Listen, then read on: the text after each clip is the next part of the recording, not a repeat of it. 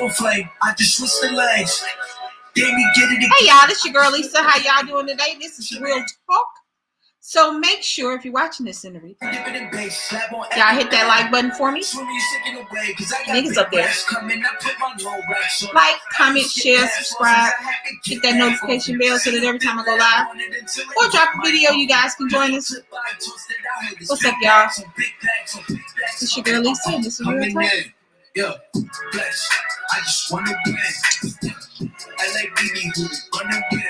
Yo, she too creepy, I'm on 10 again. Pump up the action. Bitch, I'm active. If they never heard of it, yo, P just napping. Jackson's off the rapping. Keep it on my body, bitch, I'm broke if you asking. Yo, gotta sell them most Cialis flawless. Broke the worst longer than this foreign. Heard you want it cause the game's enormous. What's an ass if you is gorgeous? Live my life last name, I'm working for you, man. Trying to touch a forest, do not know what hey, y'all. I came in, did it like your pushes coming in. Yo, anybody said them, but I see y'all looking. I like BB who wanna win. Yo, she too creepy, I'm on 10 again. Okay, alright. Coming in. How y'all doing? Flex, I just wanna win. I like BB who wanna win. Yeah, she too creepy, I'm on 10. Yeah. Hey, girl, how you doing? I ain't skip past losses, I had to get back off it. See the fit lab on it until they whip my coffee. Money clip I toasted, I heard it's big bags on big bags on big bags coming in. Hey, Tabitha. Yo, flex, I just wanna win. Hey, y'all. I like BB who wanna win. Yo, she too creepy, I'm on 10 again. Pump up the action. Bitch, I'm active. If he never heard of my mother-in-law sent me this good old-fashioned candy. I don't know. Hey, Queen. It reminds me of my grandmother. This is really good. I mean, the candy ain't that good. I mean, it's all right. You know, bring back, like, memories. Hey,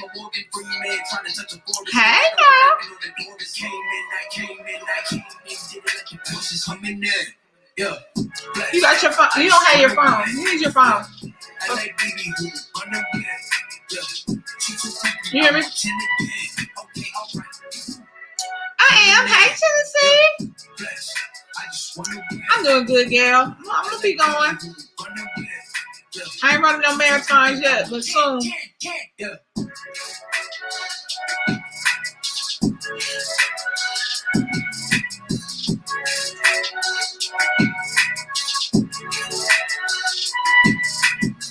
I know, right? Hey, Beverly.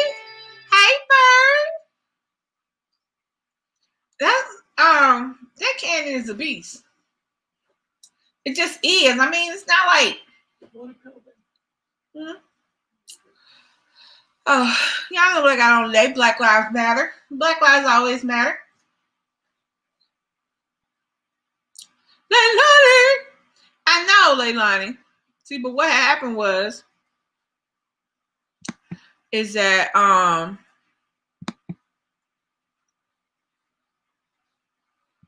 we've been getting off at 11, 12 o'clock at night.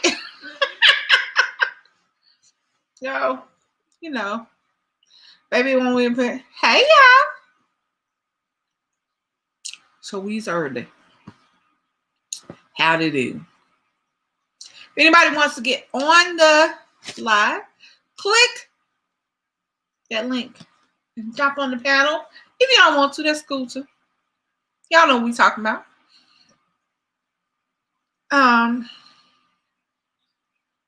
We live in the DMV, which is DC, Maryland, Virginia. It's all 2 or 3 hours either way. So while we don't live in DC, we're very close to DC. And me being 53, I have lived through quite a few changes in presidents, eras, everything. I'm gonna take care of it. And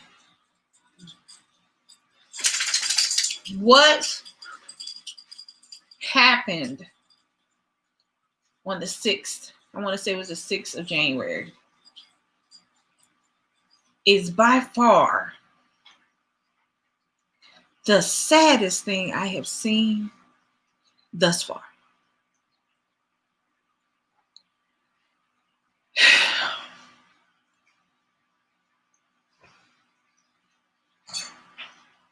The White House, one of the most secure buildings in the world, was overrun. The White House, the Senate was overrun. Yes, Aiden. Somebody said, I saw somebody said that. I'm doing fine, Valerie. Thank you. I say it's sad for this reason. No amount of memes or funny takes on the situation or comparisons apply when it comes to, hey babe, hey, when it comes to what happened on January the 6th. If it had been Black folks, if it had been Native Americans, if it wasn't, it was in one failed endeavor. I'm doing okay. Hey, Wilma. In one failed endeavor, it showed the entire world, not just, sorry about that.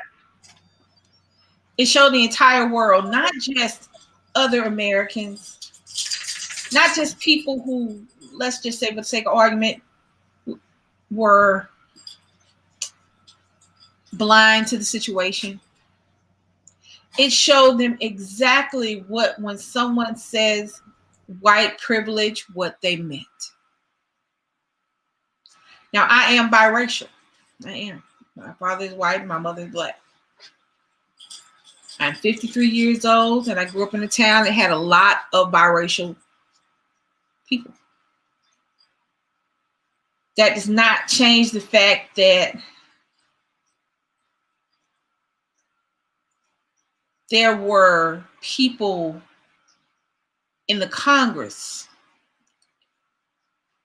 who were not congressmen or women. Speaker of the House's office, the podium in which the president gives speeches, they were overrun and no one did anything. There were hundreds of people out there. There were hundreds of people who breached the walls of the White House, and there have been 83 arrests. 5 people died. We only hear about one, and we don't hear about that one as often as I think you should. A Capital City police officer was killed in the line of duty.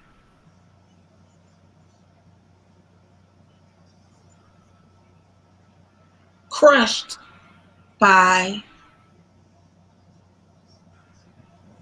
the rioters. And they don't want to call them rioters. Let me see. At first they weren't. They were protesters. They were first protesters. First they were protesters, and it just 82 people have been arrested so far. There were hundreds of police out there did nothing when they made a mockery of the very government they proclaimed to hold on such high esteem. We watched people taking selfies with the police that allowed them in.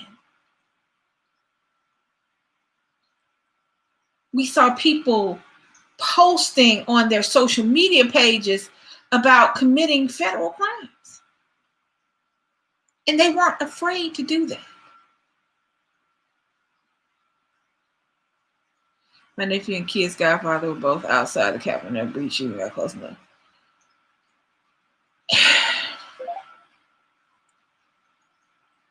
The sheer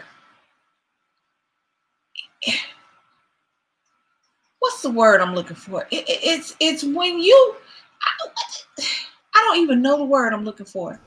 When you just know ain't shit gonna happen to you regardless, that you can do whatever you want to. Anne Marie, baby, I love you, but I don't know who the hell Antifa is. They continue to say Antifa this, Antifa that, but guess what? That was not what was going on at the Capitol. It was the same thing that went on in Nevada. It was the same thing when they wanted to kidnap the governor because they didn't like what she said. It was people who are not afraid of consequence doing things that other people would not. I don't even know what the hell Antifa mean. Hold on, y'all. It's anti-fascists. That's what it is. The people that are against fascism. Okay. I don't, I'm a relatively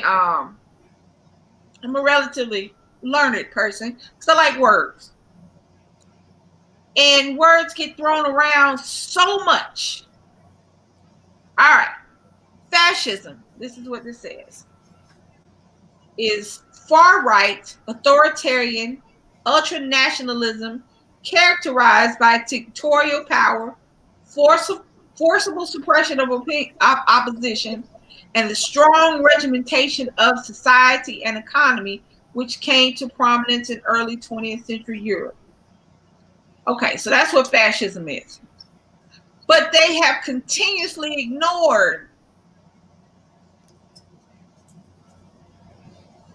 what if this is the definition of fascism. Is that not what we've been living through for the past 4 years? I mean, hold on. Let me see. Hold on. Now I'm just going by whatever the definition right here says. I'm not making nothing up. I'm not adding nothing. I'm just asking. And we can break it down piece by piece. Ultranationalism characterized by dictatorial power. Well, isn't that what old boy been doing? I mean, he's been writing what's it called? Orders and pardoning people who should still be in jail, and doing what he felt like doing, and that's kind of dictatorial, so that was okay. Forcible suppression of opposition, strong regimentation of society and economy. And I don't give a shit what name you get these hoes. It doesn't matter what happened on the steps of the Capitol 3 or 4 days ago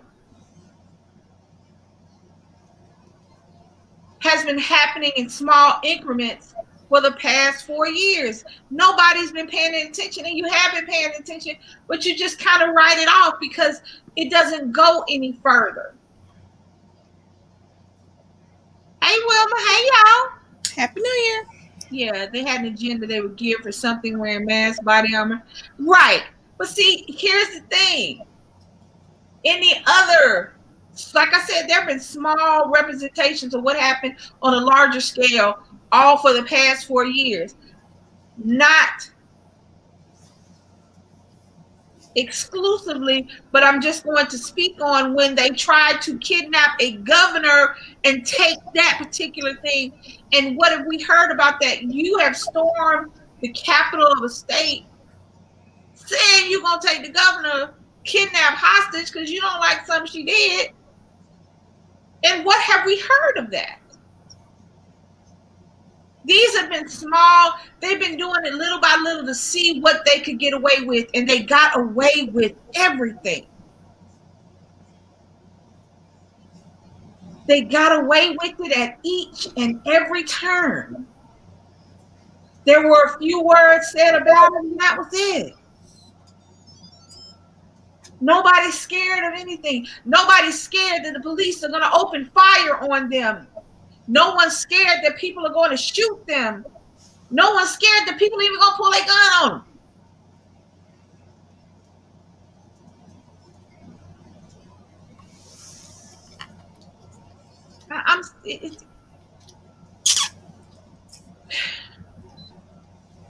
were climbing walls, and no one did anything. A few years ago, when the lady was having the psychotic episode, she was shot 5 times while the kids were in the car. And she just did a U-turn.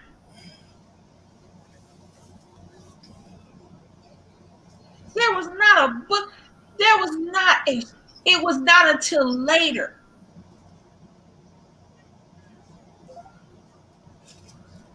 And it amazes me how we continue to find excuses. Hey, Jay. I would have insisted with my arms to keep them back, period. Crazy. But you understand what I'm saying?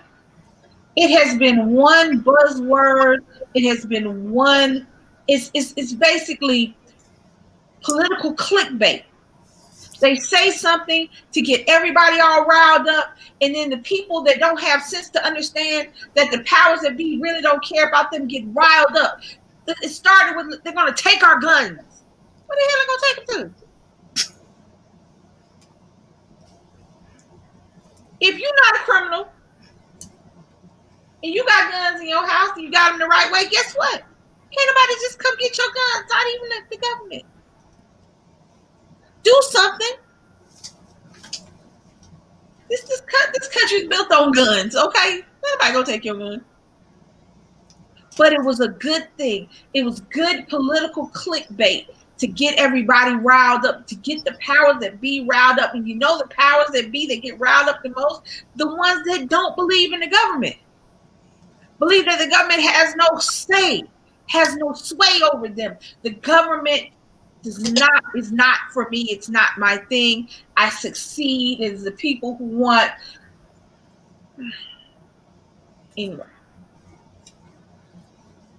it has been one small little thing after another to see what they could get away with, to see what can happen. When the young man, when the murderer shot the 2 people, the little boy whose mama should be in jail, he should still be in jail. See, that was another one. Those are little things. Those are small things to see what they can get away with.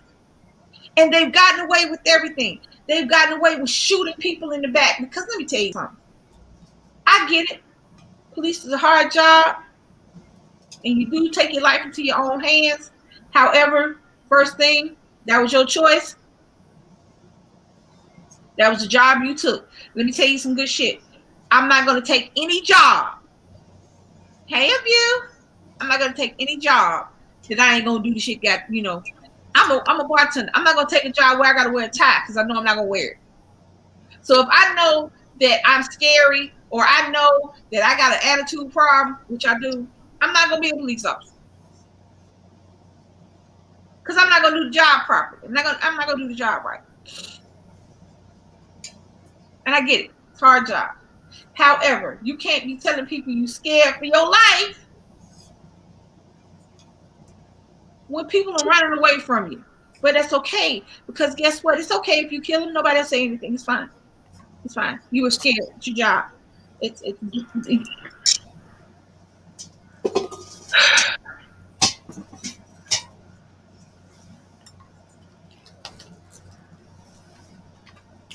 there should be no one in this country, regardless of your ethnicity, that looked at that and saw something that was anything other than an act of war, of terrorism, of treason on the United States, in the United States,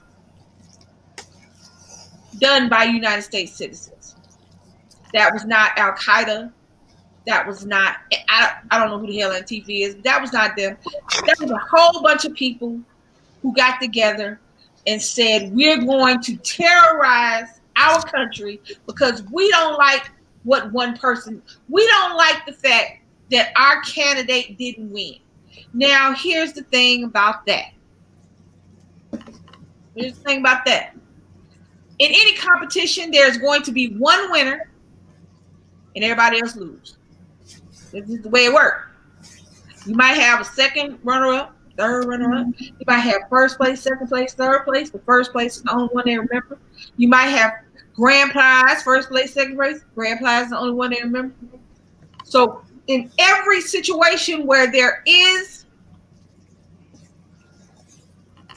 a contest or a competition, there's a winner.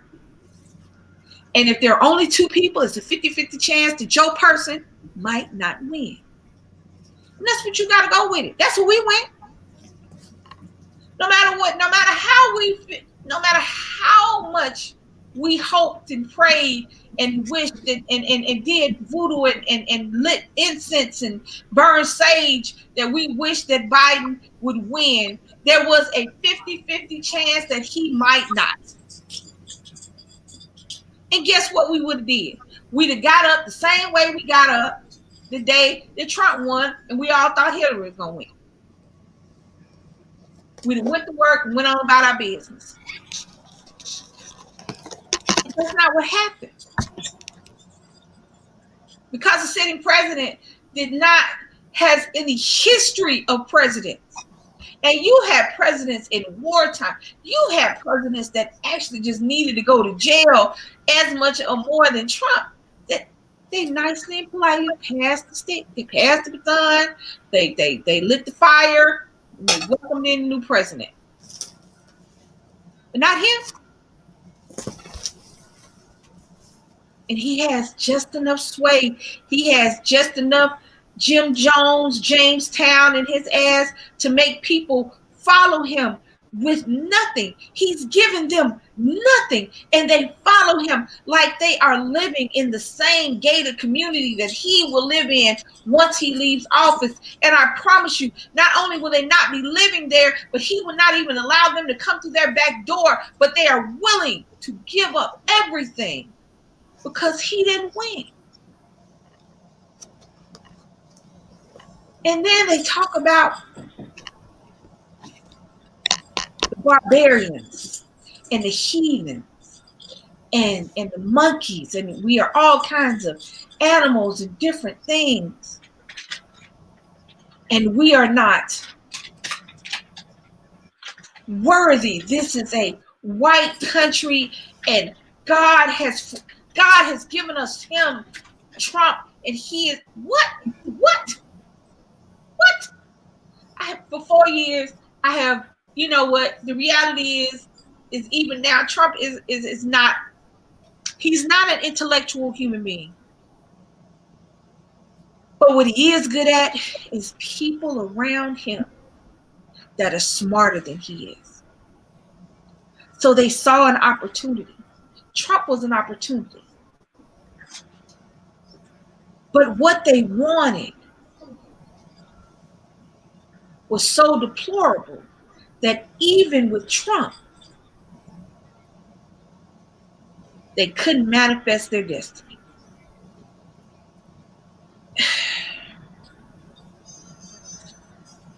I have never seen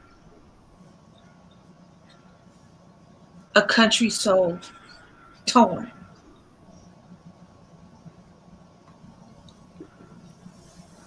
And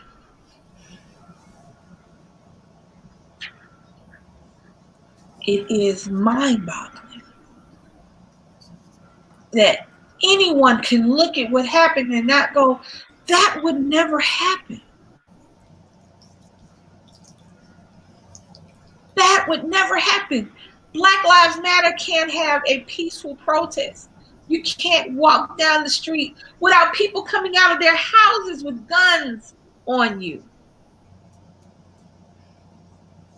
There was a young a reporter, a black lady, who was physically assaulted by dozens of rioters and criminals, macing her in the face, hitting her,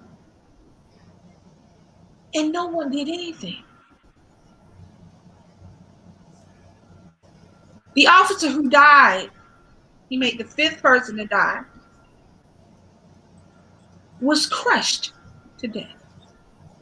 He was crushed. He was crushed to death.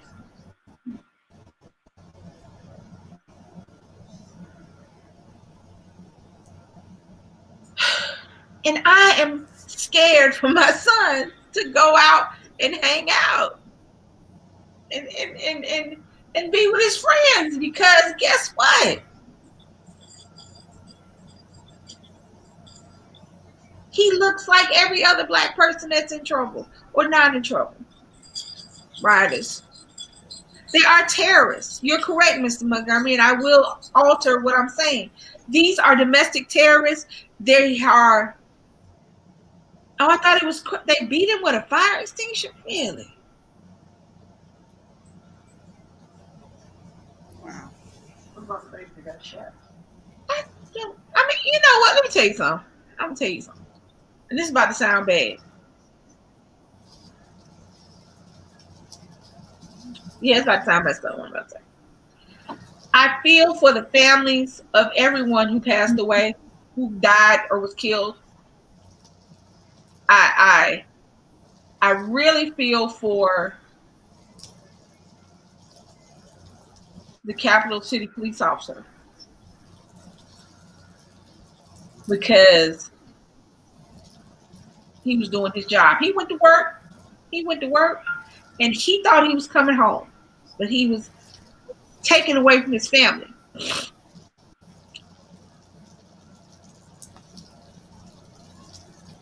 Because people were mad about who's president now.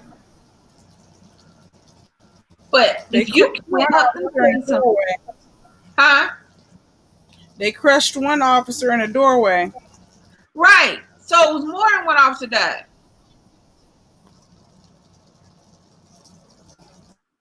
Because I know there was a lady killed.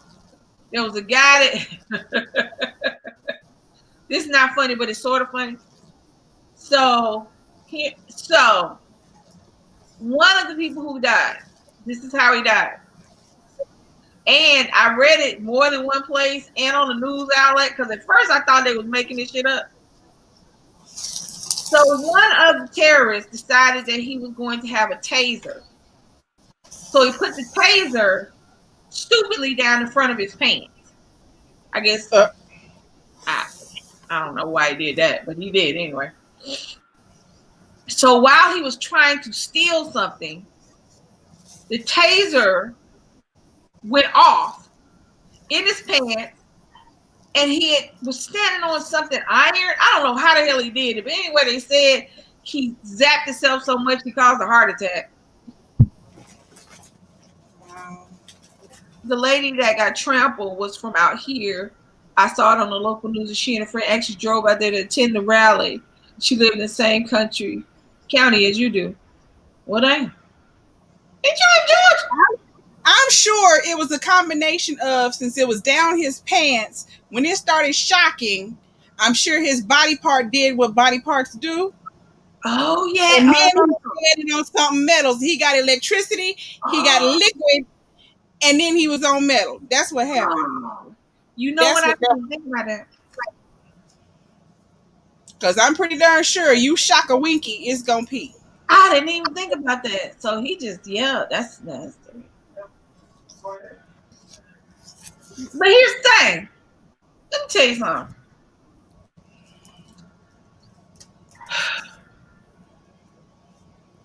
Like I said, I will always feel for anybody who lost someone. I feel for the family. I feel for the person the people that went to work and thought it was just going to be a regular day. Maybe we had to tell a few people, no, back up. You know what I'm saying? Like they do us. I don't understand why was there no, what was it? What did they do? When they spray you, mace you, no pepper spray the world, none of that. So they just let them. There were no no's were given. No no's. No, they just came in, just bum rushed. sound right. That's what I don't get. How can anybody looking at what happened not go, well, I'll be damned. They've been telling the truth all the time. I honestly watched the entire thing feeling like I was watching like a sequel to like Independence Day or something, because it didn't make sense. Like it really seemed like a movie. No, what got me is I okay. I get social media, I get Facebook, I get Instagram, I get all that stuff, I get all that. However, what I don't get is you are in the place. You are holding the stuff. You are doing the crimes and you are taking pictures and putting them on your Facebook. You put them on your Facebook. You put them on your Instagram. You and then you go back to work Monday like you go back to work next day like you ain't did shit. I was waiting on what you call it. I was waiting on what's his name from Olympus Is Falling. I was waiting for Gerard Butler to jump out somewhere and start shooting at people. Shit. Because I knew this could not be actually what was going on. I knew that the same place where not so long ago held peaceful protesters at gunpoint. I knew this could not be the same building. I knew this could not be the same state. But it was. And the thing about it is if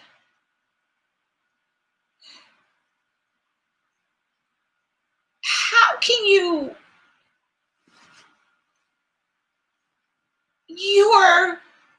that's just like shooting up a football stadium after your team didn't win.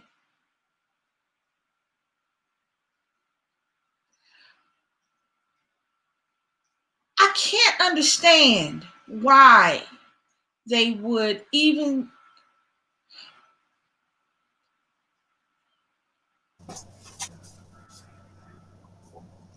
I don't know what to say. I don't know any of that. I don't know. I've not been a loss of words. The last time I was at this much of a loss of words or what to do is that 9-minute. The first time I watched the George Floyd. It's the last thing since then that has had me at such a standstill as of what to say or think about the country I live in.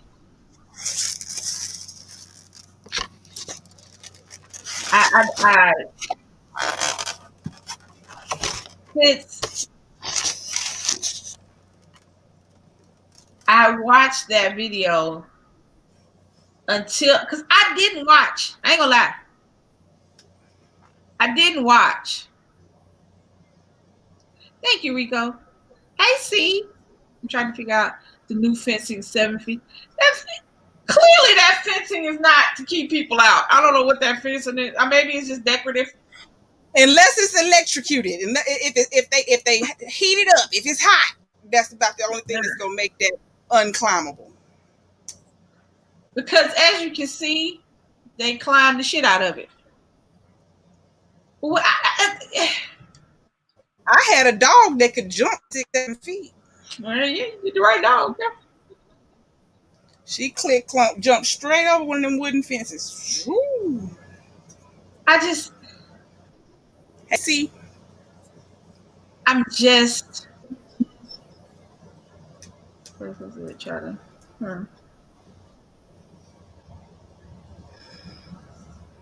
See, the thing is, there's been so much. We don't know what's true, what's not true. We don't know who said what, how they said, whatever. What I do know is this. I do know this.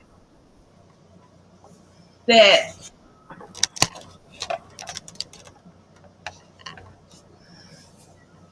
I have no idea what they're gonna do.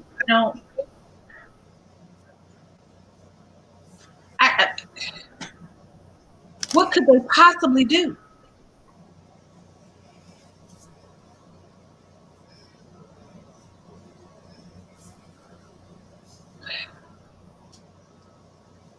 don't know.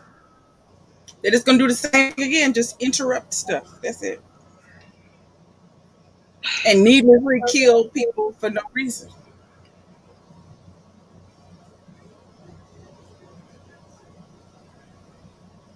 I just don't understand how you can.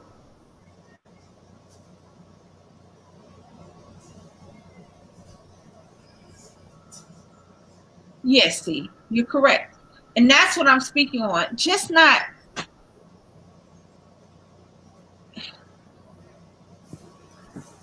I want everybody to be mad. I just don't want the African American community, the Black community to be mad, people of color, and I want everybody to be mad at the situation because guess what? Guess what? It affects you too. These people they were not discriminating against who they turned on. Do you understand what I'm saying? You are not special. If you do not believe what they believe, then you're not worthy. And while it may not be as prevalent in your community, white people, guess what? It is still a problem. And you should be mad about that. Just like when I see people showing Black people in a bad light, I get mad. I get mad at the people who produced it. I get mad at the Black people who let it happen.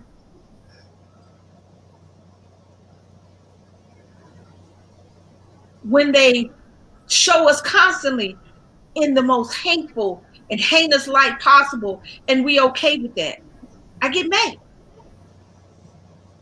And you should get mad too.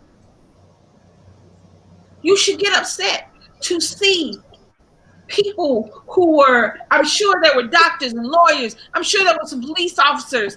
I am sure that they were teachers, people who teach your kids.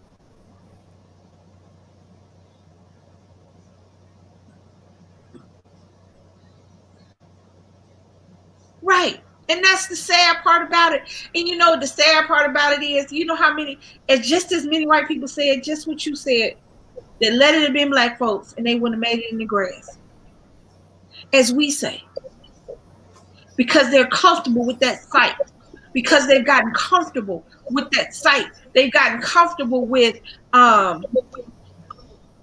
if he should have just, what they like to say, when somebody, you should have just complied. You shouldn't have broke the law. You shouldn't have been there. Do you notice the crickets coming from that particular area? The crickets and the traitors. Because as soon as it started climbing walls, taking pictures, sending stuff out. Hello. Hold on. Oh, wait a minute. Let me see. Hold on. Oh, you must have your, okay. Hey, Lisa, Layla. Hey. Welcome, CT Uncut. Thank you. On social media, they were planning it. They had T-shirts and they had little masks ready. They had flags, they had T-shirts, they had tents up, they had porta potties. There was catered. There were food stands out there. Mm-hmm. And we love to point at the other nations of the world and how far down they are and how high up we are when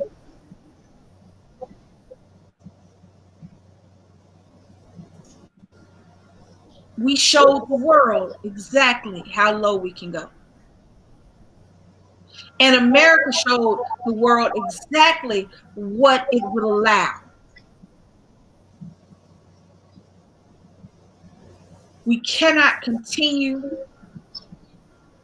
we cannot continue to overlook the fact that the reality is, had it been Black Lives Matter or whatever particular ethnic group that you felt was had, when it was, they sent guns and what's the other Mace, rubber bullets. National Guard when the Native Americans were protesting the line. They sent guns and bullets and mace to have people who were sitting down protesting the death of their land. That's all they were doing, sitting.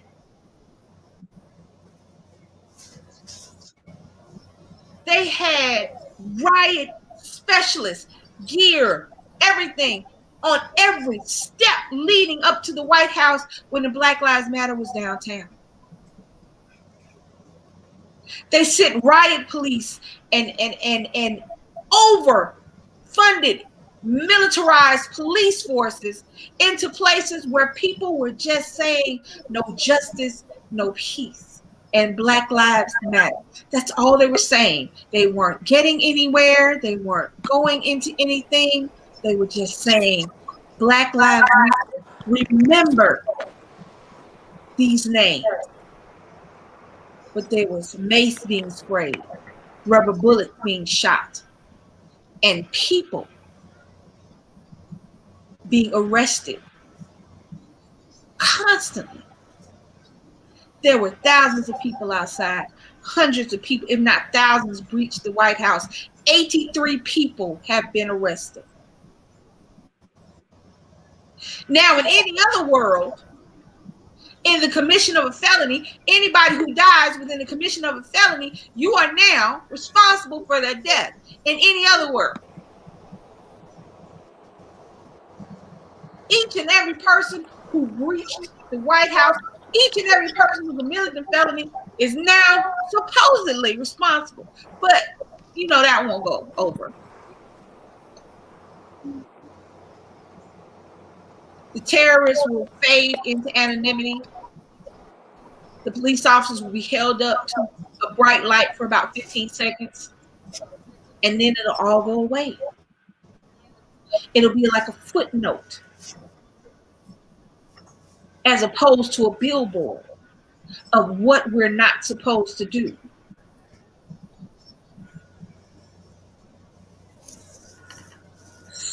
Hold on. I think you still got echo? It's a little one. Hold on. Make sure you close your YouTube window. Yeah. Close your YouTube window and leave your StreamYard up if you're on the panel. Hold on. Can you hear it? It's not us. It's good. Okay. Can I ask you, Americans more worried about the stuff is to come? I mean, yes, Jazz, you're correct. America has always been built on hate. It has. It is. It's like we don't want people. Somebody, I can hear it.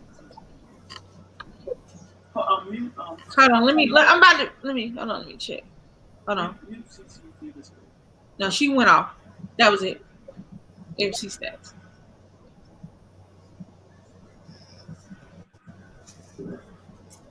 Yes, they were defecating in the White House and spreading it around the walls. They were. It boggles my mind. You get mad with us because we want you to remember. Gentlemen do. Huh? Wow. Because that's what fine gentlemen do. You get mad with us because we want to remind you to remember their names, to be upset about the way they passed, to be mad at somebody dying in her sleep after working all day, at somebody dying under the knee of somebody when it was unnecessary, of somebody being shot in the back, running away from you, of somebody being shot 7 times in front of their kids. All we want you to do is to remember and act accordingly. But when we do that, When Colin Kaepernick took a knee, that was the most disgraceful and disrespectful thing that has ever been done in the history of done things. Because he wanted people to recognize that young men that look like him are more likely to be killed in a non-violent police stop than other races. That's what he wanted. He took a knee. And after that, he was the most unpatriotic, disrespectful human on the earth. Because he wanted to remind you, because he had a platform to where he was out in the public eye, and he wanted to remind people that people look like him die at non-violent traffic stops more than other races. But that's disrespectful. But climbing a wall, shitting on the floor in the White House, and stealing mail so that you can show it off on your social media, that's patriotic. We are exercising our right, our freedom of speech, which does not cover what they did, but okay. We are exercising all of our freedoms because they let us. Because they let us. CC. Oh, okay.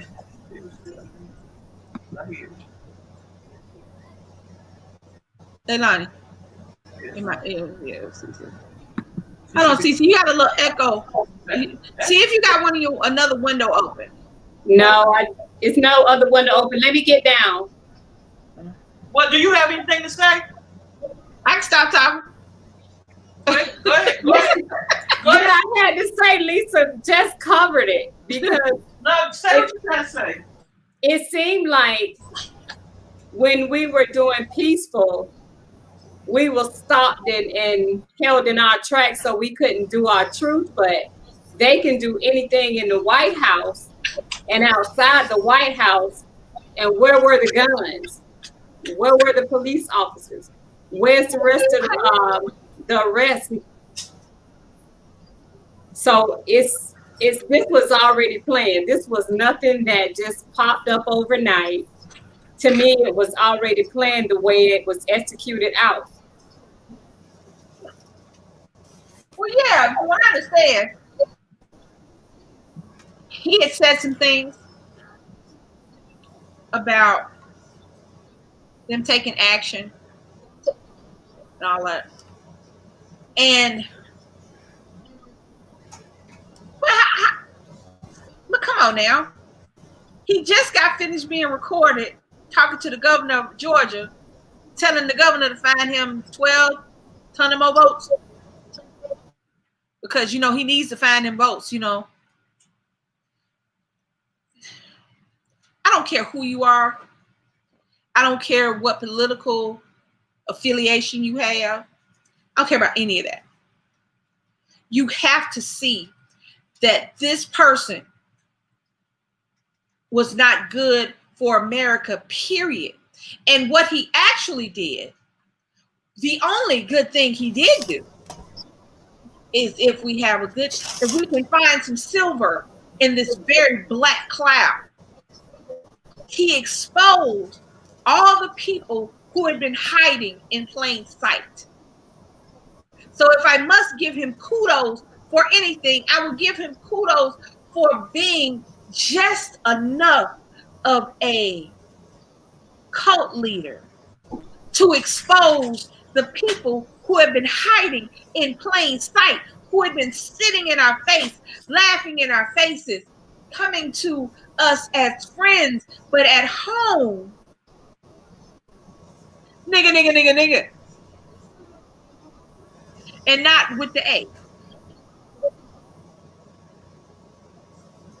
When I was growing up, because I was biracial, it was hard for me to be militant. It was hard for me to have the thoughts that I had. But they didn't understand why I had the thoughts that I had. Because I looked like I did and my grandmother looked like Cicely Tyson. I spent my life making sure that everyone understood that this was my grandmother, not my maid, not my servant, not somebody who waited on me, but somebody who gave me life. So regardless of my DNA background or makeup, the South made me, I would say, I was born to where the 60s would have been my time as a young adult. I would have been afroed out, pieced out, Black Panthered out. Because at the end of the day, I have watched people that I love, because of the color of their skin, be treated differently than me. I was at a predominantly white school, college. All my friends are Black. So one day, it was strange. I was sitting with my friends, and these 3 or 4 white girls kept staring at me. I was like, I was young. So I'm like, what are they looking at? You know? And they were like, excuse me, are you? I forget what name they called me. I'm like, no, I'm not. Okay, you just look so much like so-and-so. It's like they were saving me from the Black people. They were saving me. They was giving me an out just in case I was surrounded and didn't know how to get away. No, these my people too. I'm good.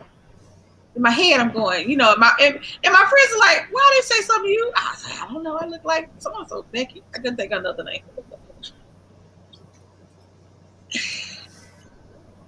But it's hard when you look like both of them.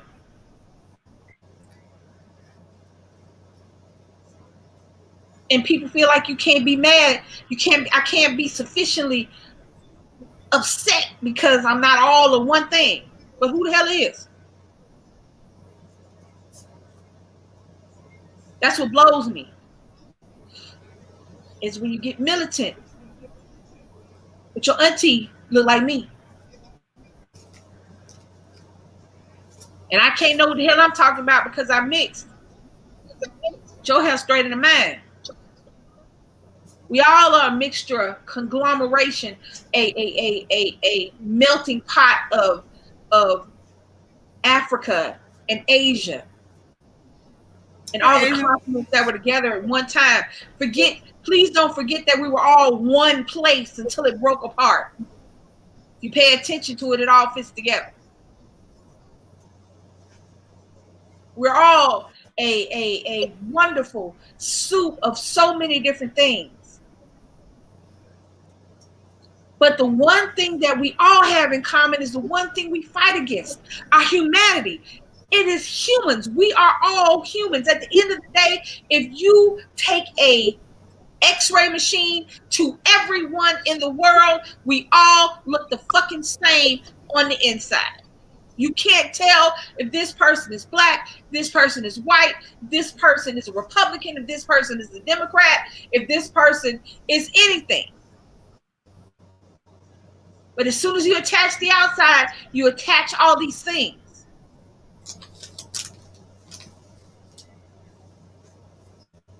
But the humanity is the problem. You froze on a really bad part there for a second. Did you see that, Leilani? You were putting something in your mouth, you were froze for a second. I was like, I want to laugh, but I was being very serious right there. And it just threw me off. Yes, Janice, yes. We come in all shades and variations. We come from the palest to the darkest. We are a wonderful representation of the world, but I want us all, and I know it sounds simplistic and it sounds childish.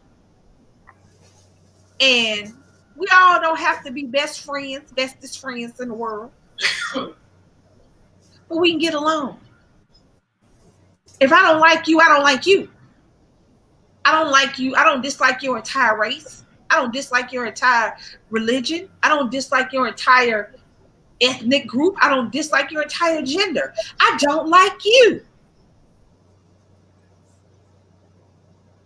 I don't say that all black people do this because you did that. I just think you do it.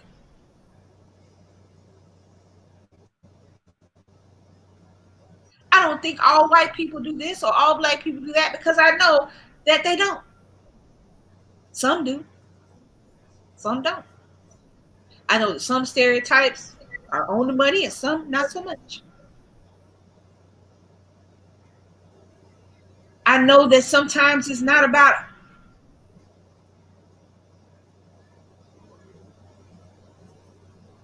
where you were raised, but how you were raised and who raised you.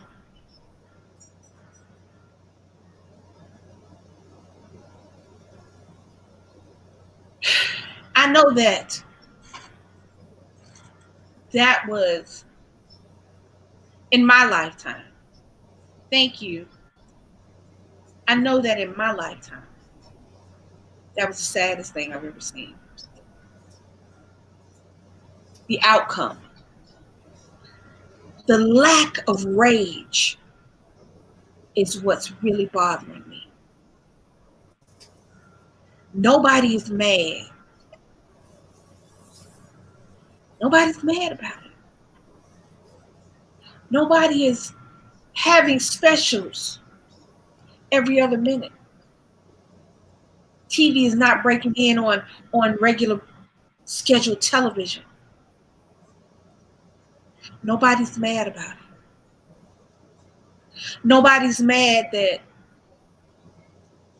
we can't celebrate the inauguration for a new president because the old president was never really a president. Nobody is upset that these people made a mockery. Thank you, Wilma. These people made a mockery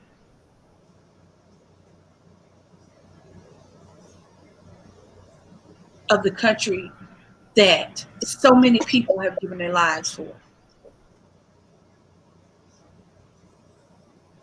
Politics love to use the military. They love to use veterans. They love to use the safety of our country as a talking point, as a, like I said, as a political clickbait. They're disrespecting the veterans.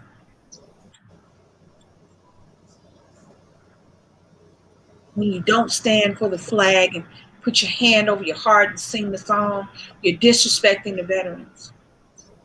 When you take a knee at a sporting event, you're disrespecting the veterans.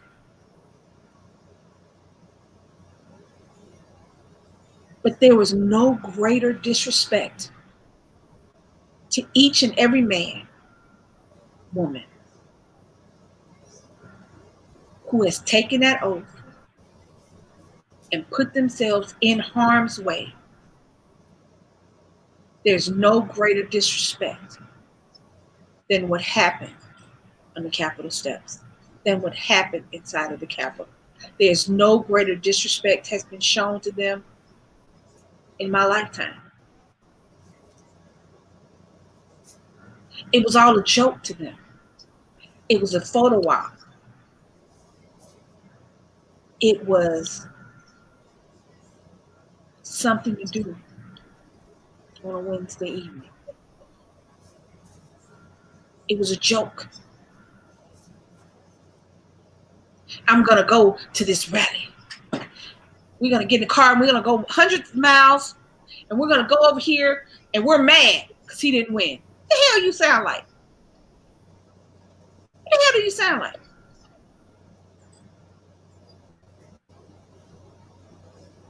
But here's the thing. Here's the thing, like I said, there have been tiny little things, tiny little tryouts to shit like this. Because this was like when they lose a game or win a game, actually. During college what is it? It's really bad during basketball season when they tear up entire towns because their team won. And instead of this being an act of violence, these rioters, these looters, these people that are flipping cars and setting shit on fire, these are just schoolboys. They didn't need to. These are just baby tryouts to see what they can get away with. And they constantly get away with it. Constantly get away with it. So here comes Trump.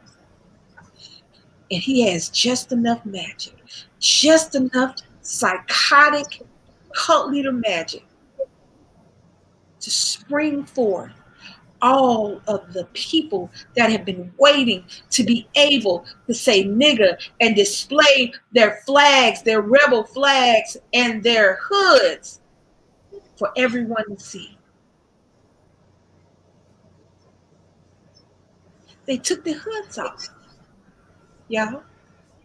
They took the hoods off. They took the hoods off. They didn't wait till night because play with them if you want to. They wait till night to do their thing because they don't want to be seen, because they know what they're doing is wrong, but nobody stops them. So they took their hood off. My grandfather, everybody except for my grandmother was in the military. My grandfather fought in World War II. My uncle went to Vietnam 2 or 3 times. Came back. He was a mess. My papa was in 3 wars. But this, the Army and the Air Force. This was the ultimate disrespect, and nobody's saying anything about it.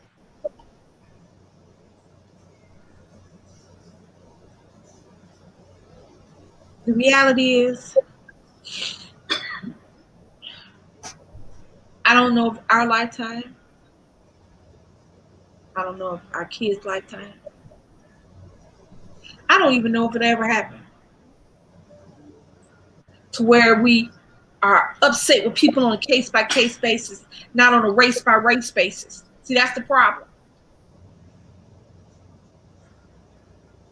You got mugged by a black dude. Now all black people are thugs and criminals, and you hate them. No, I just hate that person who did that.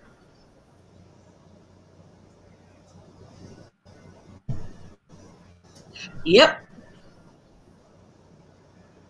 And you know what? The ironic thing about this is, with veterans, from the beginning, when slaves were fighting in the Civil War, up to Vietnam, up to the recent wars, we still get in the war. African Americans, black folks, still get in the military constantly to this day. And they're still disrespected, spit on, and ridiculed to this day. But we still do it for a country that does nothing for us. And I'm not saying, let me tell you something. I'm not one of those people who thinks that I think we got to work and get what we got. I wasn't born with a silver spoon in my mouth, and right now I haven't quite gotten to eat with a silver all the time. But you know, I ain't got to eat with plastic either. So I'm in a good place.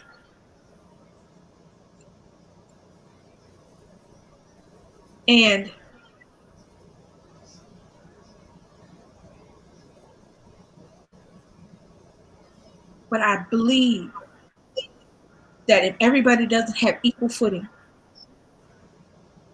do you know how hard it is to be equal when you're not on equal ground?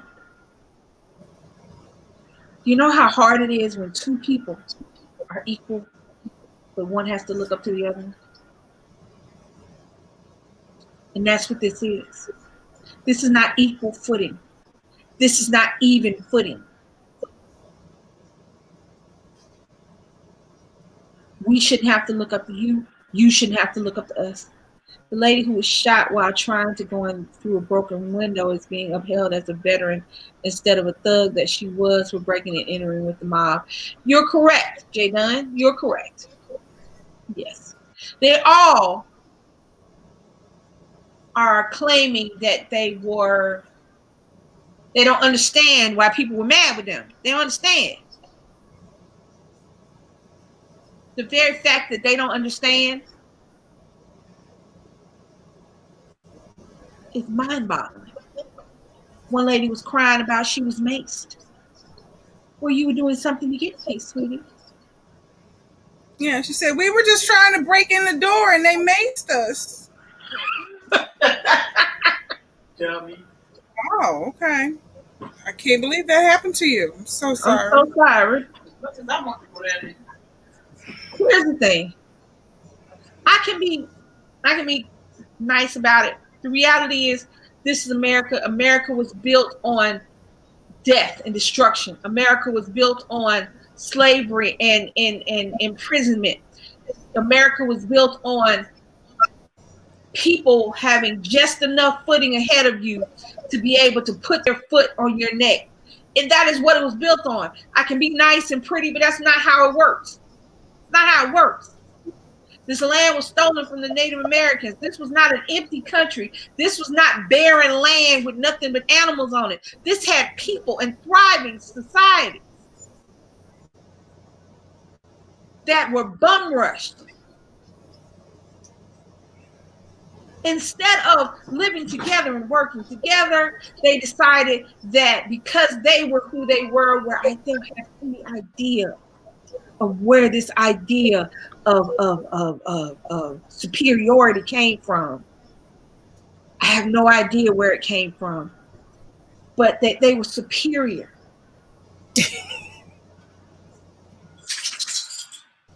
Anne's on her 16th beer, Lisa. What?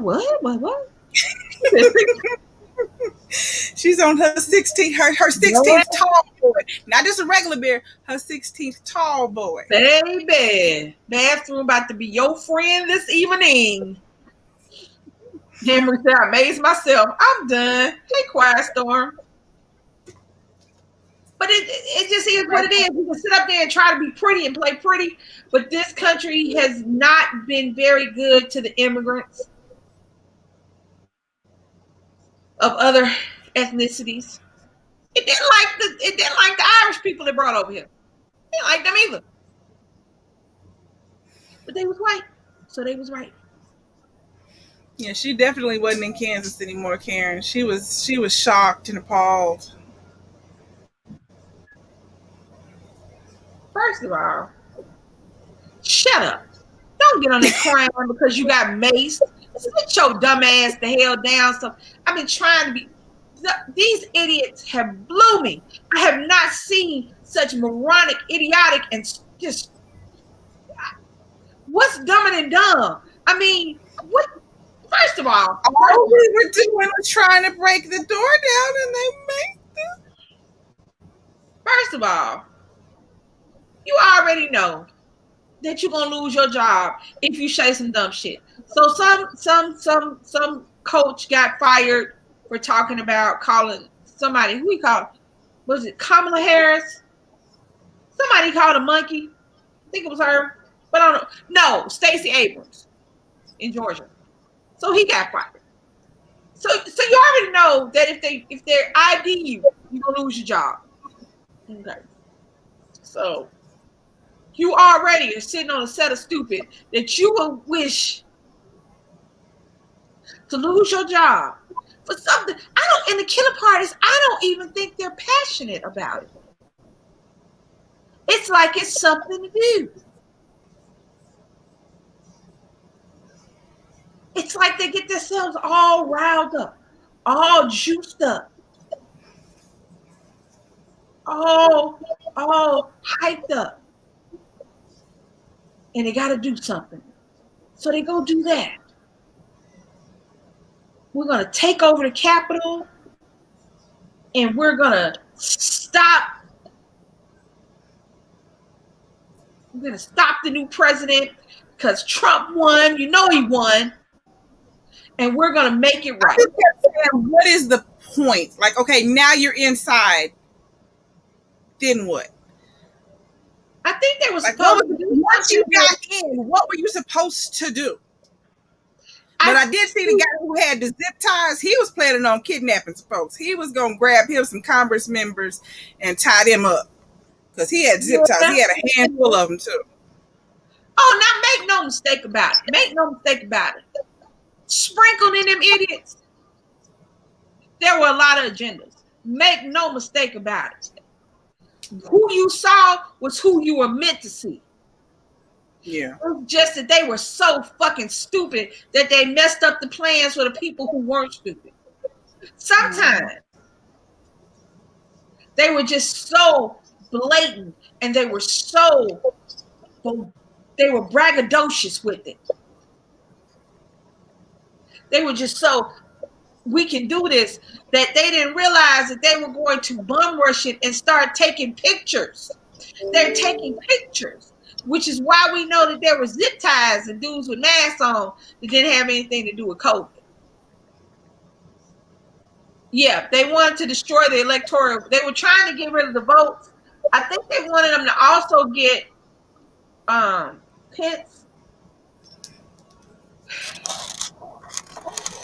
Yeah. He was planning on using them zip ties. He was going to cuff some folks. Yep. Like I said. Yeah, what she said. But luckily, they had already taken all the electoral votes, the college votes, out of the Capitol. When they saw them coming. See, here's the problem. When you try to use sheep as a smokescreen, you have to deal with how sheep act. And these sheep are loud, have guns, and they got no goddamn sense. So no, you weren't going to be able to do what you wanted to do. You weren't going to be able to do what you, because they made sure you couldn't do what you wanted to do because they're idiots. Tonight we're gonna go in here and we're gonna make sure that they don't count votes.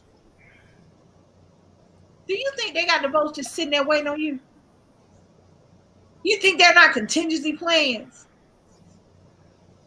Do you think they don't know what you idiots are doing? I mean, the votes were the Congress people anyway, and all they did was take them on downstairs and got them up out of there. I thought they was going to be able to get the people. That wasn't happening. That wasn't happening. If it wasn't so, see, I think that's what it is. If it wasn't so disrespectful, that shit would be funny. I am a person that thinks the government is too intrusive into your private life. As long as you are doing nothing illegal that hurts yourself or others, I think the government is too intrusive. They're excruciatingly intrusive with women. I think that when things happen, they think they can give us little sprinkles and everything. When everything happened with George Floyd, now everybody is conscious of racism. So we're going to change Aunt Jemima and Uncle Ben. I don't give a shit about Aunt Jemima and Uncle Ben on the box of my shit. We're gonna change that. We're gonna change the name of the Washington football team from the Redskins to the Washington football. Don't nobody care about that. You know what we want you to stop doing? Stop shooting at us. Stop killing us. Stop allowing others to kill us. I don't care about something that happened years ago. You didn't change anything by changing out the black woman on the box or the black man on the box or changing the name. You changed nothing. They are still killing us. And that's what we pissed off about. Stop killing us. Stop using the police as your own brand of modern day lynch mobs. to where you were pulling people, before you were pulling people out your house and lynching them on trees and having parties and picnics around. Now you use the police to shoot people in the back when they're running away, or when their grandmama's backyard with a cell phone in their hand, or when they're selling cigarettes, or when they're sleeping in their bed, or when you tell them to put their hands up and they do. Yeah, that's what they was all live streaming. They was all, everything they did, all the illegal stuff. They like, look at me, hey.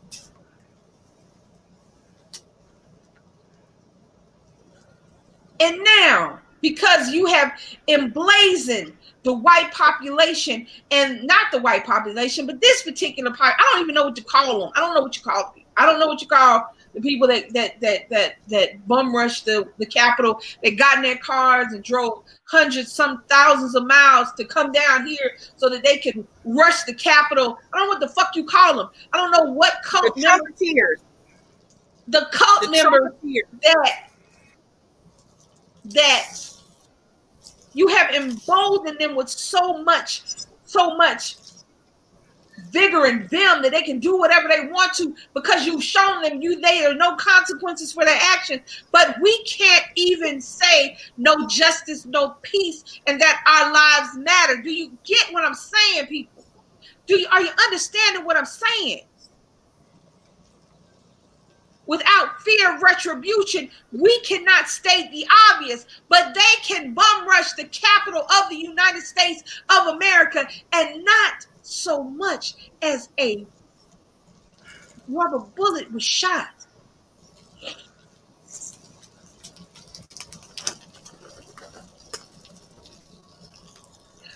Until thousands of people, hundreds of people, 83 people have been arrested.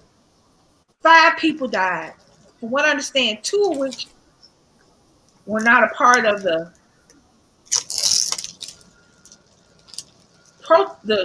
terrorists. They were going to work. But nobody is mad about that.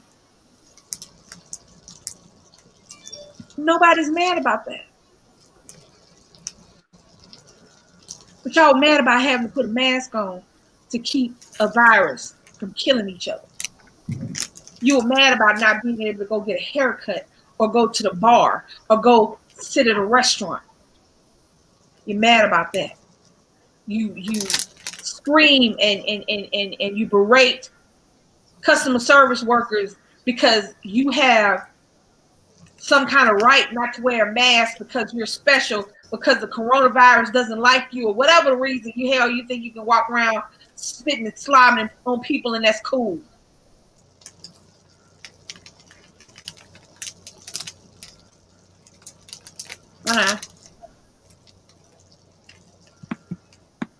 Oh yeah, let me go up. Some crazy lady takes a smile about breaking in. Yup. Hinch cried because he was mad that the mob didn't care that he was in there. Would he have been proud of what they did if he wasn't there? Right. They've been there since they were kids. They've been trying to chase some TV shows like that. Right. People in the chat, please be careful. This word is acting crazy. Yes. Yeah. The families had the nerve to say the police were wrong for arresting them. Whatever. And the FBI are going to say, please help us find and arrest these people. We need y'all help to find them. Please. You can find a black person, but y'all can all of a sudden you need help. First of all, all you got to do is go on Facebook. All of them on Facebook. Or Instagram or Snapchat. All you got to do is go on there. And talking about the FBI said they need help arresting these people. Why the fuck didn't you arrest them while they were there? Why didn't you arrest them while they were coming out with letters? All they got to do is contact all the phone companies and GPS everybody that was there. There you go. No, why didn't you arrest them when they were doing the crime while you were standing there watching them? Because they were fine gentlemen, and Trump told them to go home, and we love you. Why didn't you arrest the police officers that weren't doing their job? The FBI can arrest anybody. You standing there letting them in.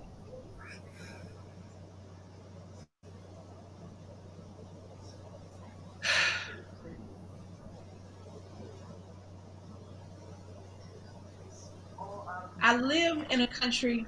I live in America. I was born in America. I have a rather eclectic ethnic mix, but I was born in America, so I'm an American.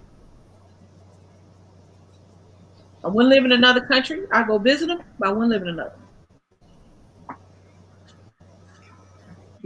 So I can say this.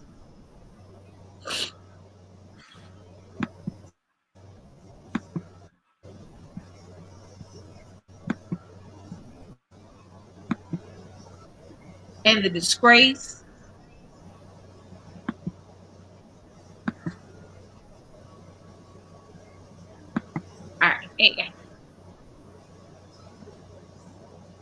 I was born, as a matter of fact, I was born at a naval hospital in Queens, New York, 1967. That's where I was.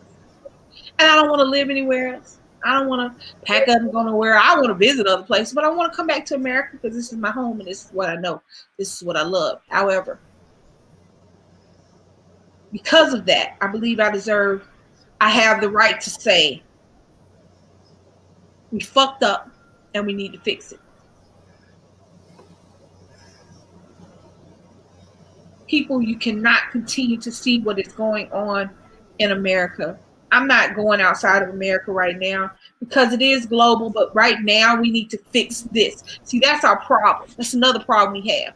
Instead of fixing us, instead of fixing what we are broken, instead of fixing what we need fixed, we worry about other places. Do you know that I didn't know that some kind of way Trump had made the Space Force an actual military force? I don't know when the hell that happened till I heard him say something about Army, Navy, Marines, Space Force. What the hell? When the hell did we turn into Star Wars? What the hell is you talking about, Darth Vader? No Space Force? We have not been to the moon. They lied. I'm just saying. I don't think we've been to the moon, no, for real. Who the hell was holding the camera? Where the hell was them shadows coming from on the moon? Where was the wind coming from that was blowing the flag? Somebody help me. But I digress. That is for another conspiracy theory, real talk.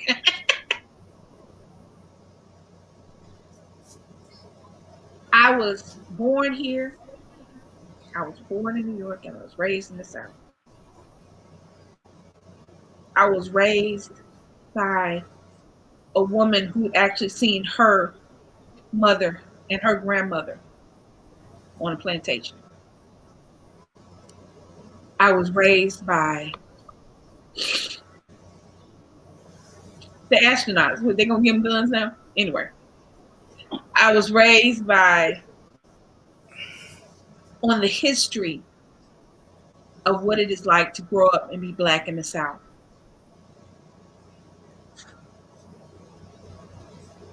I was raised that being half white was worse than being all Black.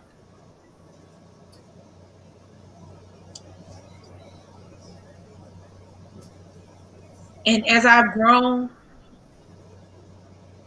the country has its rises and falls, but we are always in the fall.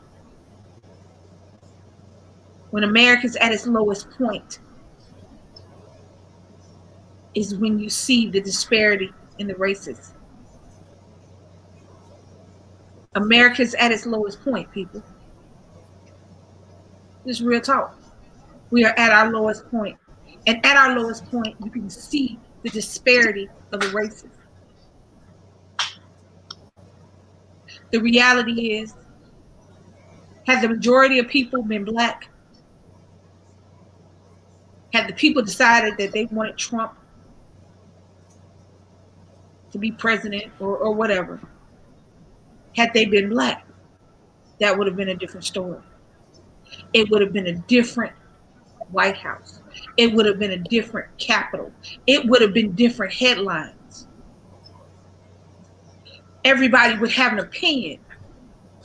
on why the barbarians stormed the gates, because that's what we would have been. We would have been reduced to animals, animalistic behavior.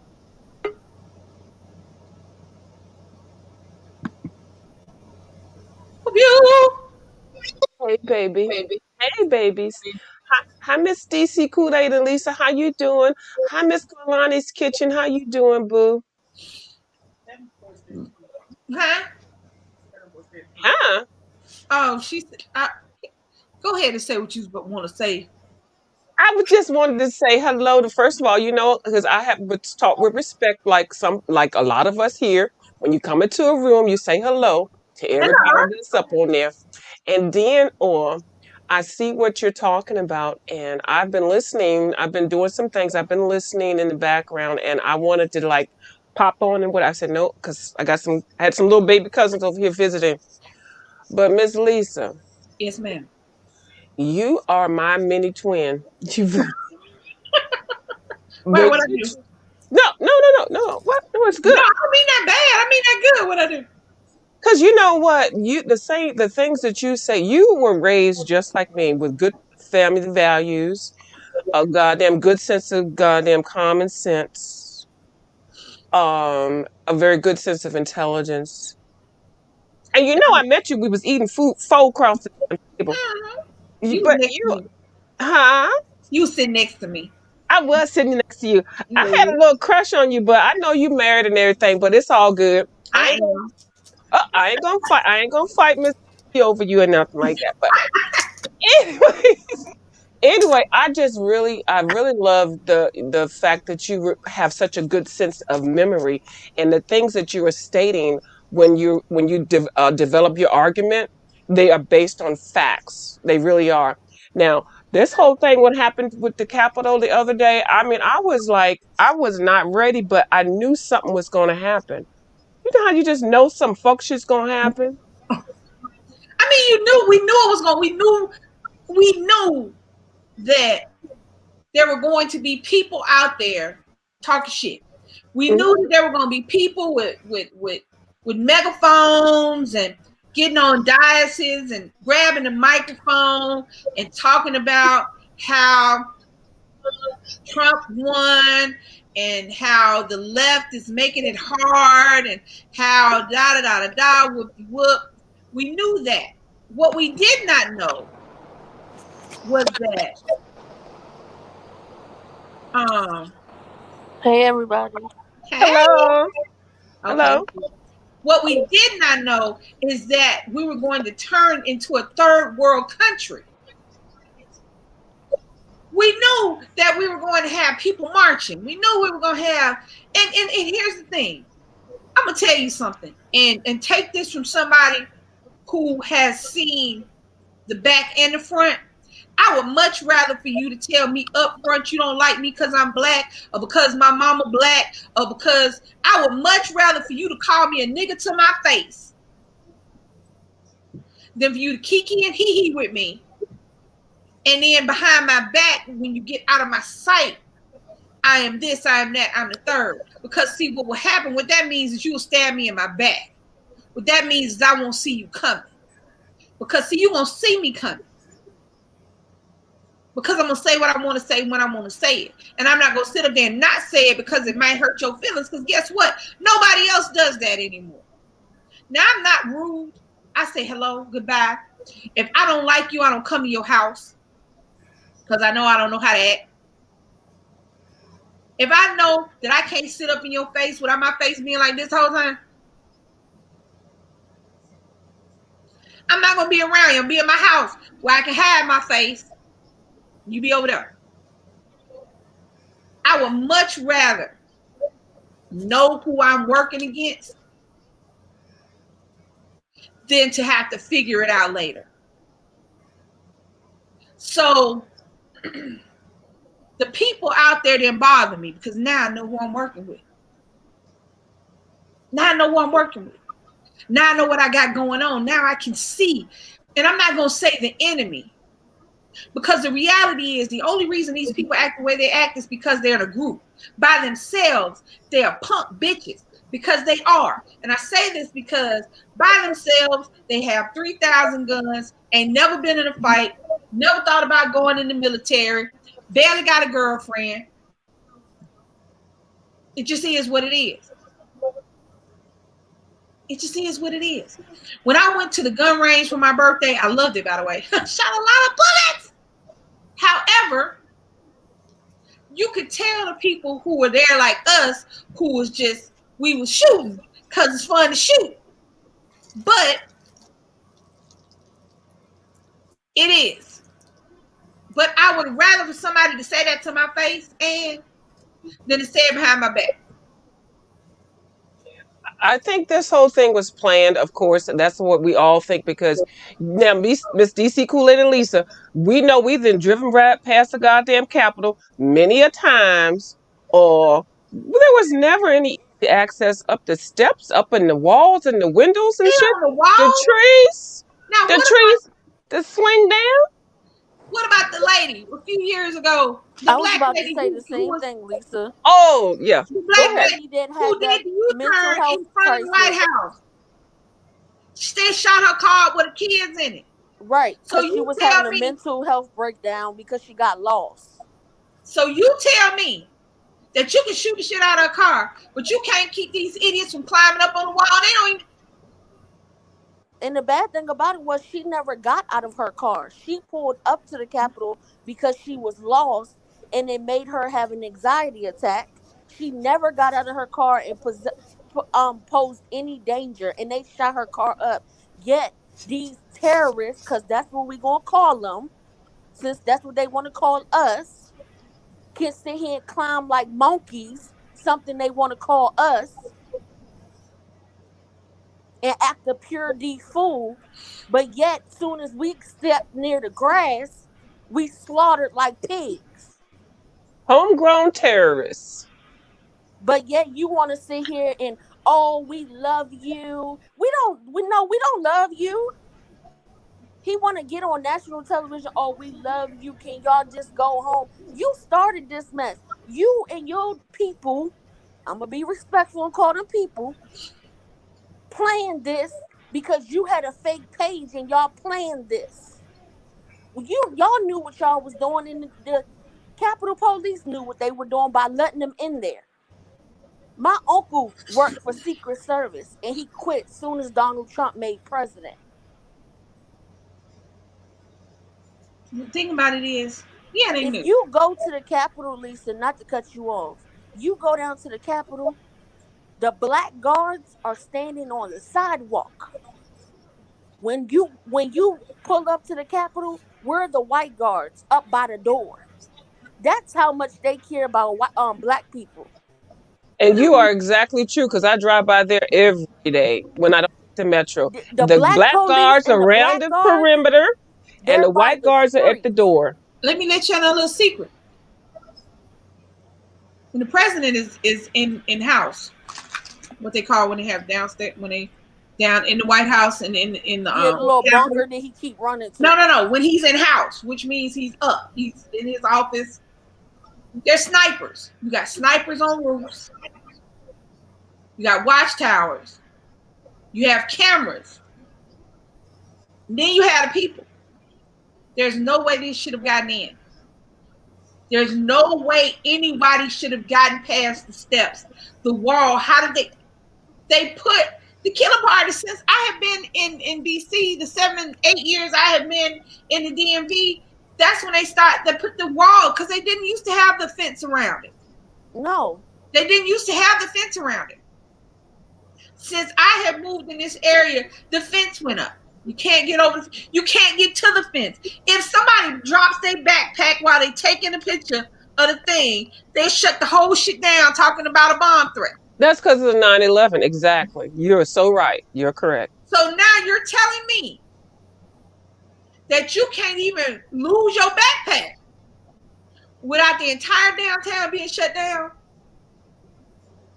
Oh, that's only This if you motley black, crew of Lisa. idiots That's only if you black. Because if you white, siege. you can do what you want. Clearly. But see, that's the thing. I don't understand why they allowed that either. Because at the end of the day, these little wars that we fight, that we're losing now, these are little wars. And we're losing them. The people, not just the black people, the people, the real people of America are losing these wars. It is not the people who don't have to work. It is not the people who don't understand the difference between right and wrong. It is not the people who are not outraged by the senseless death of anyone. That's the real people of America. And at the end of the day, we're going to be the ones that lose. I think we started losing when people lost the they lost what humanity is. That's when we started losing. But see, in America, America's had so little humanity actually out there. You have outbursts of humanity, but for the most part, it has been one oppressive situation after another. And it's those that allow that to continue to happen. It is the powers that be. We vote these people in, and we are continuously being discriminated against. But we vote these people in consistently. Mitch McConnell, Graham, Cruz. These people are voted in, and their states are losing. But I guess if these people see us being downtrodden and oppressed, I guess they feel like they're winning. And that's the problem. Instead of actual winning, they have trained people to feel like they won because someone else lost. Instead of actual winning, instead of actually progressing, instead of actually moving forward and getting better, they have trained them to think they win because we lost. It's a win every time a police officer shoots an unarmed black person. It's a win for them. As opposed to somebody just lost their son or their husband or their daughter or their wife. And then when a white person does speak out for us, they get fired from their job. Like there was a white police officer that spoke out after George Floyd got killed, and they fired him from the force just for speaking out. So y'all just saying, okay, well, whoever's on y'all side of the fence, you know, you're not valued. But that's always how it's been. They have made sure the powers that be, when I say they, the powers that be, the money that runs the country, because make no mistake about it, the money runs the country. The money runs it. But the people who are in control of the money are few and far between. So they need to have a cushion. So what they did was they made an entire race of people feel like they were superior to every other race just because of the race. Not because they've actually done none. Not because they've actually progressed in any way, but because you're white, you're right. The thing that I go ahead, Miss Lisa, go ahead. The poorest white man is better than the richest black man. And that's what they've done. Instead of people wanting to progress and wanting to get better and do better, they have made them feel as though they are better just by sheer existence. Not because they've done anything to be better, but by the color of their skin. So now they can use all these people who are on no higher step than we are to them as a cushion. We can use them.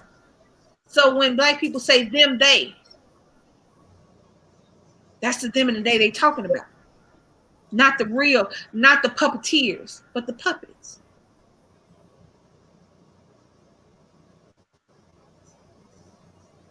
The thing that I didn't particularly care about this situation. We already knew what's going to happen. First of all, this was planned, this was accepted, and this was some kind of fake reality thing. Um, what it did was it caused a whole bunch of stress that people didn't need. Once those people came in, and see, this is why I know it was planned, because you can't have 20, 30, 40,000 people coming and nobody has an agenda. Now we knew it was the opening of the box to do the electoral official reading. We knew it was that, but they got way too comfortable, way too fast. All those people converging here on the DC for a date that really we really never cared about. Everybody focused on the inauguration. Right, right. You know what I'm saying? So And we nobody never. cared about the I mean, because it was automatic. It was Once, automatic. once the president, once the votes were counted, once Then the you just party. yeah, once the votes were counted and whoever won, that was it. There was a calm, Hmm. even shift in power, Yep. and nobody thought about till inauguration day. Yep. And But so when because this. for the past year, he's talking about how they're going to steal the election and Yep. how they're going to cheat. And for the past, how they're going to steal the election, how they're going to cheat, how they're going to take the vote, and how they're going to do all this. That he's gotten them for an entire year, all souped up. So here it goes. He lost, but then they all lost. He started this after he got impeached. He actually started this before he even got elected. Because he has a plan. So once he got elected, I don't even know how that happened. He got elected, and Them then people. yeah, them people. And then he got elected, and then he was there, and then he got impeached, but it wasn't a full impeachment. Um, and then there are a lot of things that came up. But the thing that I want to say is the I'm like in the area, and it's not just me, it's other people. There were small businesses, there were the metro system, the subway. There were a lot of things that were put into jeopardy once that person uh got their people, their gang. Now he's saying these people are, I don't know anything about these people. No, these people. You asked these people to come to converge onto DC. They came up. First of all, you just can't roll into DC like that. They had the traffic, the air people, the airplanes, gasoline, the highway people, the goddamn metro, the trains. They had to know about the activity. The All traffic, these motherfuckers didn't roll up. I know DC is bad in traffic, girl. You know I know, Miss the DC Kool-Aid and traffic in Lisa. DC ain't no joke. If you don't know where the hell you going, you are not going where you want to go. This was planned. You just can't roll up into Yeah, DC I like mean, you this. know it And was where they planned. park at? Where was they at? How was Yeah, they they gonna was go? bussed in. We know This And is they they did. was They bussed had in. They was bussed in. It was planned. And where were the buses at? This is the thing. Because you can't get, girl, oh Lord, I'm a bust a blood vessel. Hold on, they Lisa. had concession stands. Yes. They had my thing is people. none of the airlines, and this is how you know they had something to do with it also. Not one airline spoke out to say why are all these people going to DC when a business or It wasn't something inauguration time. If it was inauguration time, right. they cut you off. If it was like the 20th or 19th, you say, okay. But this won't even it. They came up to create some fuckery. But now, see, you do understand that most of them didn't fly because they were carrying weapons. So Right, but I'm there was saying not a when big difference. There was not a big jump in flights because they couldn't get their gun on the plane. So most of them had weapons. If you look back, most of them had things they couldn't carry on a plane. So a lot of these people drove. I mean, the drivers. Hey, And they the got hotel. bombs. Did we talk about the Montauk cocktails that they had? Did Yeah. we talk about the Montauk cocktails? You know, DC Cooler Lisa, that will fuck goddamn Metro and any place around there. Montauk cocktails, and I heard they were playing it. I'm gonna get off of here. Hi, hey, Last Dawn. How you doing? Hey, Just yeah, like the you girl, know, I just came up here to say one quick thing because y'all were talking about the setup. And hey to everybody. Hey, Lisa. Hey, Lady of you. See, how y'all you are doing? speculating. Hey, y'all are speculating about whether it was set up. And I felt the need to come up here because I knew something was going to happen because we just had that runoff election on January 5th. We had that runoff Yeah, in Georgia. election to fill the 2 Senate seats that were remaining. What coincidence is it that this whole rally and stuff was planned the day after, and for all heck to break loose at the Capitol the day after? To the point to where I do feel like it was planned or set up because at that particular point they didn't know which way the vote was going to go. And so it seemed that the way Georgia was leading, that the vote was going to go in the Democrats' favor. So I believe that this rally was planned the day after, well in advance of when they knew that January 5th was going to be our last election day for us to elect the new senators. It's been playing since he lost. I'm Y'all about to don't say this understand has that, been right? It has playing for nothing to do months. with the It's runoff in been Atlanta. Hey, Shonda there. Has nothing to do with that. It has Hey, been Shonda. playing since he lost the election. Since it came back that Biden was president-elect, he has been slowly doing things and saying things. He has been inviting them slowly but surely to DC. He has been saying things that if you understand what he's talking about, how he's letting them know when to come and what to do. he even said it on national They television. He got said t-shirts, baby. They had t-shirts made up. You didn't get them t-shirts the day before. That was Teespring. That was what was the other place they do to sell t-shirts? What's the thing to make the cards? What's the place? The cart, I don't even know. Oh yeah, I know who you talk You about. know The what I'm card, talking they'll give you a free thing. Yeah, but Yeah. yeah, they're part of Teesprings too. Yeah. So Well, no. no, but Lisa, I'm not arguing with you about that it didn't start after he lost. I'm talking about the timing of it. Well, no, Because the timing was right. Once we won the Senate, we had now have the House and the Senate. We have the entire um, political party is one in the Capitol now.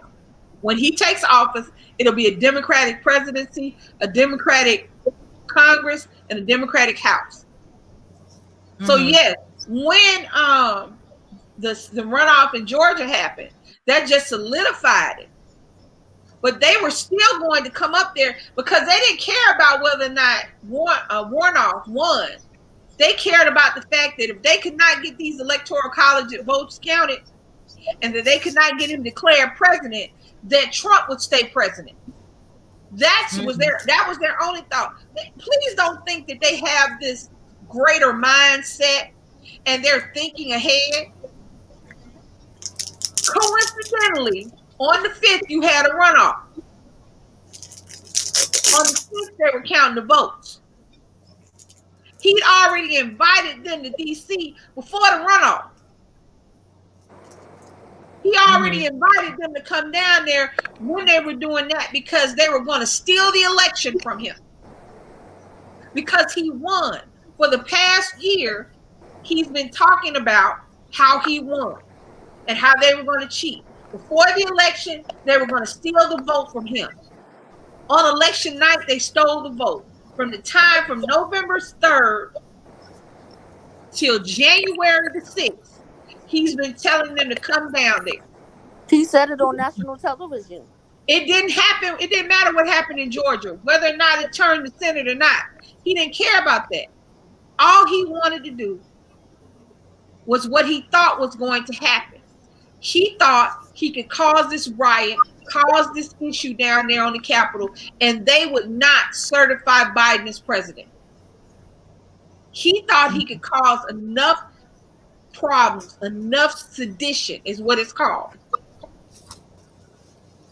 Sedition and treason, that it would stop the certification of Biden and he would continue as the 45th, 46th president. That's because he's not a politician. He's never been a politician. He's not even a good businessman. And he's an idiot. Yeah, so he doesn't even know the rules and how things are supposed to go and how things are supposed to happen. He is just a horrible person, and the thing that I don't like is he put a lot of people in jeopardy. This thing could have been a whole lot Oh, worse. well, I mean, the very fact that as president, close to 300,000 people have died from COVID. Exactly. Right. He It's started killing not people when even COVID who he came. put in jeopardy. It is the lives he's already lost because he was an ineffective president. It was the lives that people, for the past 4 years, they have used him as a scapegoat, and he stupidly thought that they were singing his praises. So every person with an agenda had somebody they could use, and their Trump was just sitting there with his orange ass, sending out tweets, not knowing Looking what like the an hell he was talking oversized about. navel orange. Now he's going to create his own social media because Facebook has deleted him, Twitter has, but they're saying after 20th, so they may let him back in, but it doesn't matter. Now he's throwing a tantrum saying he's going to create his own social media for him. He didn't want to talk and all that kind of stuff. And why were the Chinese people all up into our goddamn elections? There's a whole lot of questions that need answers. I got questions. I'm not a member of the I got questions legislation on the goddamn Capitol and shit, but we got questions here on the YouTube. Shout out to Miss Deanna Earn. But y'all bringing up COVID, that's another thing that I see that is possibly a setup with this whole thing, because with all of those people that were in those crowds without masks and things like that, when they've already announced this super strand of COVID that's coming through right now, that's even more highly contagious, and you got all those people there. We thought that we had got through the first wave. Then they told us about the second wave around Thanksgiving or right after Thanksgiving. And now they done did all of that. I'm pretty sure that there is going to be a lot of sick people that's taking whatever back to their home states and back to their hometowns. And that's just going to be another problem. And you will never hear about it because I'm sure more than 300,000 people have died. Because the reality is that people, because our government and a lot of people value things over people. They value things. Sit your ass down. Don't go to the store if you don't got to. If you are in the store, put on a mask and stay the hell away from people. Get your food to go. If you don't want to cook, the restaurant open, go get it to go. You don't understand how many times when I went back to the restaurant, they were complaining about having to sit so far away from each other. And why couldn't 13 people and 12 and 20 people be together all balled up? They don't think this shit is These real. on the other side. They don't think nobody's dying. They're not paying attention to the fact that people are losing their family members. Clusters of family members are dying. A girl said how she killed her mother and father. She didn't mean to.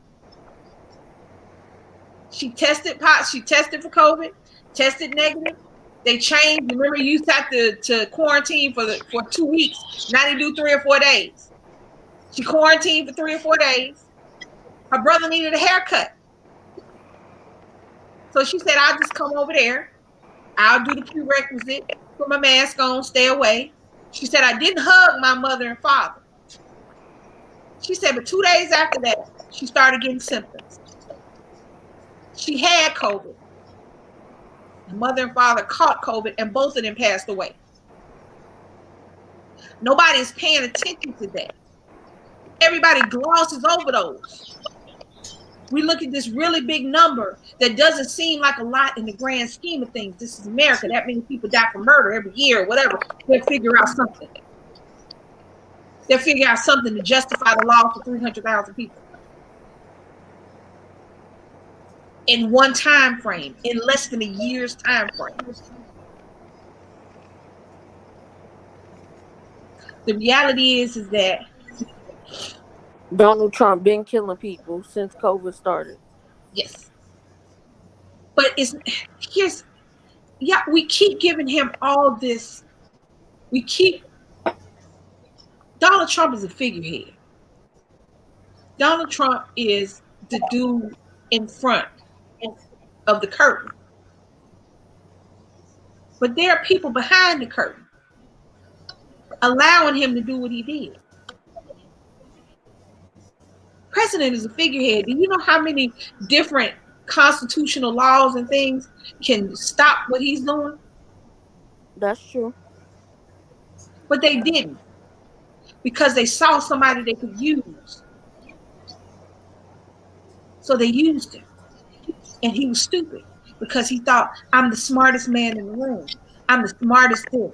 I know more about the military than the generals. I know more about the space than the astronauts. I know more about black people than black people. I know more about white people than white people. I know everything.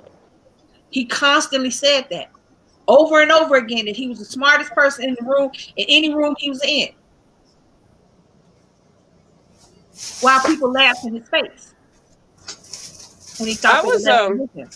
I was very disappointed that they were not able to well, I actually thought, okay, I had like 2 seconds of thought that maybe Pence would say, let's go ahead and do the 25th Amendment on this motherfucker, because this is the only time I'm gonna be president of the United States.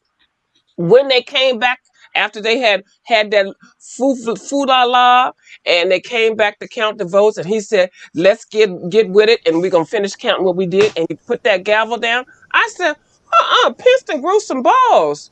But no, ma'am, he's still he's not gonna do it. So then I'm like, okay, they're gonna go back to the part where they're just gonna impeach him. That's Well, not see, if gonna they happen. impeach him, if they fully impeach him, which they should do, Yeah, it it should will have cut done. him off. It will cut him off from everything.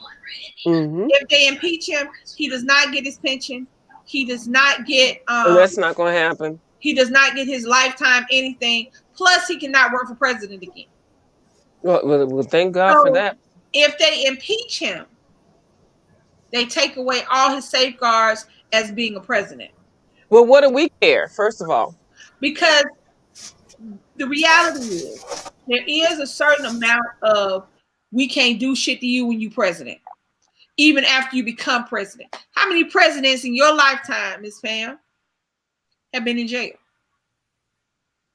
Not in my lifetime. But None. is Pence could have Pence is went not going ahead. to do anything. Y'all don't And understand. that's what I'm saying. He could have. He could have. And that would have been the only time he would have been president of the United States. He could have. That was our only real clear shot at shit. And every day this stuff is delayed is a day closer to the 20th of the goddamn year. He's not going to do it. Pence is worse than Trump in that Pence doesn't have the backbone, No, he's a punk. but he's also a zealot. And that fly And landed on his head for a reason, because he's dead. He's walking dead. That he fly would fell have on been. his head. But I'm I sorry, I didn't didn't expect talk him about to the do fly. it either because even in the 2024 election, at this point, people used to speculate that Donald Trump would try to run for 2024. But after this whole fiasco, I don't see how anybody would be okay with that. Now, but Pence, on the other hand, he's still treading lightly because if he do the right things by all of these crazy people that we clearly saw on Wednesday coming at the White House or coming at the Capitol like that, I don't think that he wants to lose their support, even though he is trying to present a face in the front as if he is on the side of the American people. That's a good point. Yeah, he's not. Pence is smart enough the fact that he hasn't really done anything to piss people off. That's a good point. Both of you all. Yep. Pence has sat back and allowed Trump to do everything. Every now and again, he'll do something stupid, and then we'll look at him and go, "That was kind of dumb." But he's not really done anything for us to go, "Ooh." But see, that's the people who are not paying him any attention. See, I pay attention to the people in the background because I know Trump is an idiot.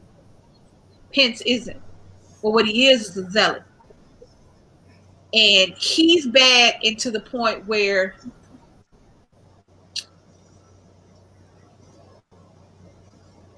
he's a little bit smarter than Trump, but his own personal views will be made the views of the country, as opposed to being the president. I put it to you like this to give you a little thing. Mike Pence does not go to any function or meeting that has a woman at it without his wife. He cannot go to a dinner, a meeting, a lunch, a breakfast, a brunch, nothing. If there are women present, I don't care who they are, he does not go without his wife. To get y'all to understand what I'm talking about with Pence. Pence has certain convictions and views, and you won't be able to change them. And he's the kind of person that's going to want everybody to have those same convictions and views. And that's what we don't need. See, Trump didn't have a conflict. Doesn't have a clear conviction. He really doesn't give a shit about anything but money. He doesn't have any clear views. He doesn't have any clear causes. He doesn't, nothing strokes his fire except money and him being number one. But when you got somebody that has clear views and convictions and they have the power to put them on you, that's why Pence will be a problem. Not because he ain't got no backbone, but because if he gets the power to not even need a backbone, he can do just as much damage as old boy, if not more. Well, that's why it was his running mate. I mean, birds of a feather flock together. But he knows shut up. Yeah, Trump picked the right one when he picked him for that office for his running mate. So I wonder if he's the right one. I think he did. And I think he got some dirt on him. I think he has something on him. Because Pence and anybody else that I know that had the chance to at least be the goddamn president of the United States for 20 days to go down in history, if you are really a true politician, they would have taken it. And he would have bucked that daggone trunk a long time ago. Trump has done so many things that are so freaking wrong. Not even just this. Yeah, this is just his parting gift. Yeah, this is his parting gift to America. They've been in the bed together forever. And so this is just not nothing new. Pence he's a part of this thing. And Pence knew when to shut his mouth up. So this whole thing has been planned. They plan in our panties in front of our face. Well, hopefully. And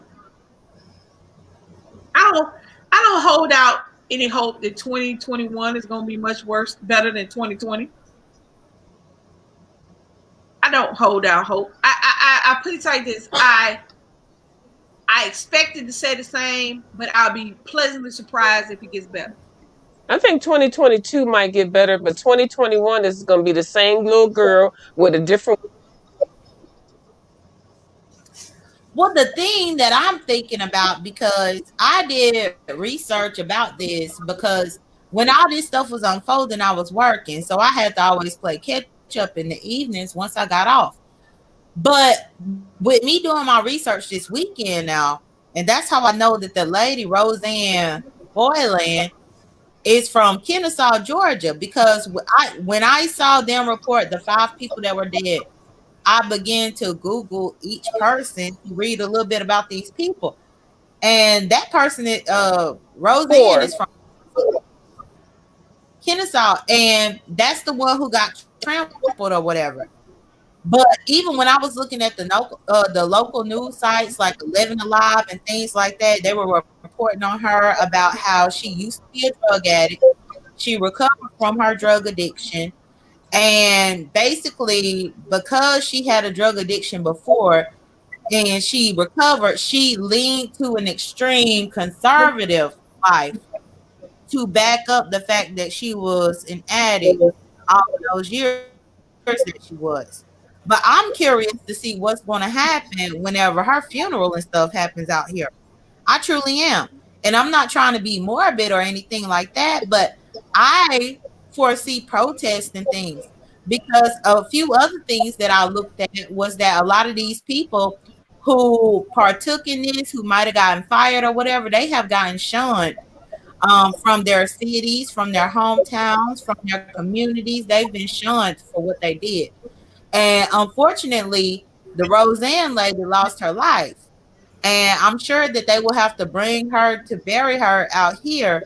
And I can only imagine what's going to happen because we already saw what happened with Rashard Brooks whenever the Wendy's killing happened. And now it's almost like the polar opposite, where there might be some type of uprising. That's the reason why I've been really trying to keep track of everything that's going on because I want to know what's going on in my area, in my state, in my city. Well, I mean, Georgia was a hotbed because it was flip the Senate. Georgia stayed in the news because they were looking at the Democrats already had the House, Republicans had the Senate, and they were the majority. So everybody was looking at Georgia already. Now this lady is from Georgia, and they're going to look at it differently now. You know, like, but my thing is, your life has got to be worth more than that. I don't know. I can't get behind you going. What is that at? 10 hours. How long it took us to get to Georgia? What is it? A 10-hour drive? It's a 10-hour drive from my house to Georgia. Yeah, 9 to 10 hours. So I just don't see. So we can raid the White House. I don't see how you saw sanity in that. I don't see. Well, that's what I'm saying. I don't see that's what I'm saying. They are painting a narrative. That's why I had typed that comment up in your chat because locally they are basically saying that she was a recovering drug addict and she had been addicted to drugs for years. And when she finally got out of her addiction, she found, I guess, the light through politics and through what Trump did. So it's almost like they trying to shift Baby one should have just agenda. stayed on drugs. But they are. I mean, everybody. But think about it. Whenever you try to vilify somebody, whenever you try to distance yourself from somebody, you try to find the lowest point in their life and make that their life. So now they need to vilify this lady and they need to distance themselves from her because at the end of the day, the people who raided the White House are not going to come out on the top of history. But no, but the way that they are saying it, Lisa, they are not vilifying her. I'm speaking about her addiction, but they are saying that like that's a triumph that she triumphed and she was able to realize, hey, I don't need drugs, but she became heavily involved in politics in order to substitute what she was missing from her addiction. And they are saying that she was addicted to the Republican movement and Trump and what he promised and things like that, to the point where they said she went from the extreme of being a drug addict, and once she got right with the Lord and took the drugs away, then she went to the other extreme, which was being a Trump supporter. So they are not making her a Then villain at she can all. get right with They the are Lord. justifying her reason for going out there. But that doesn't, I mean, to a normal person, that doesn't justify anything. Well, Because I if agree with that. you're an addict, you're not using your full capabilities. You're not an addict is not doing something that is right and noble. An addict is doing something out of obsession. And that's what I'm saying. That doesn't make any sense to me. If you're bringing up her addiction to drugs and then conservatism, then that's two vilifications right there because you can't be of sound mind and obsessed at the same time. Or closer to God. Yeah, they can't. They cancel each other out. You can't know that you're doing something right when you're obsessed with the idea of it, because your obsession makes it right regardless of whether it's right or not. Okay. In Can I her, say something? Can I nah, say something real quick? Real quick, only because J. Dot, you did make a good point about how you want to know what's going on in Atlanta and how people want to know what's going on actually in their city, state, and local government and the country and DC and wherever. Sign up for the alerts. And I'm not saying that you all have not done it. I'm just saying it for just people in general. Sign up for the alerts in your wherever you homeowners association, your apartment complex, your city, your whatever, wherever you are. So, and for and the state, sign up for the alerts. Those alerts are working because they let you know exactly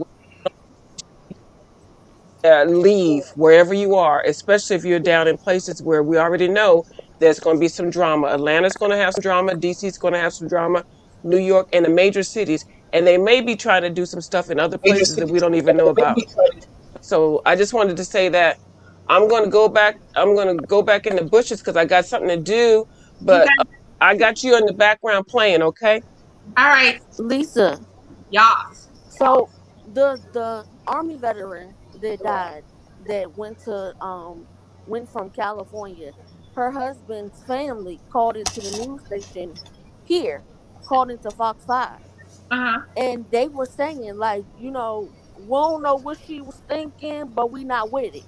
Like, the mother-in-law was like, my son didn't even know she was coming down there, but we don't condone what she did. My thing is, you A girl lost. turned her parents in. Say it again. A girl turned her parents in.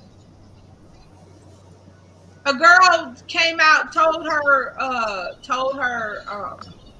pointed out in the crowd, that's my mom and dad, so and so, said the name. So yeah, because she was like, I don't want But her anybody to. husband wasn't with her. She was with a whole nother man that the husband said he doesn't even know who that was.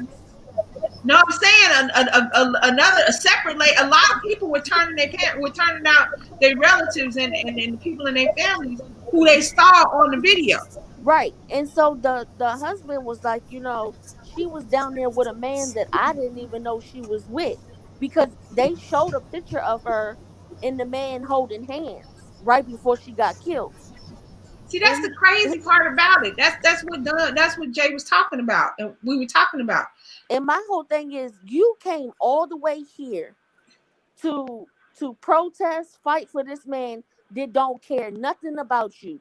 Trump has yet to send his prayers or condolences to her family. No, That he's man not. don't care about you, and you done lost your life for him.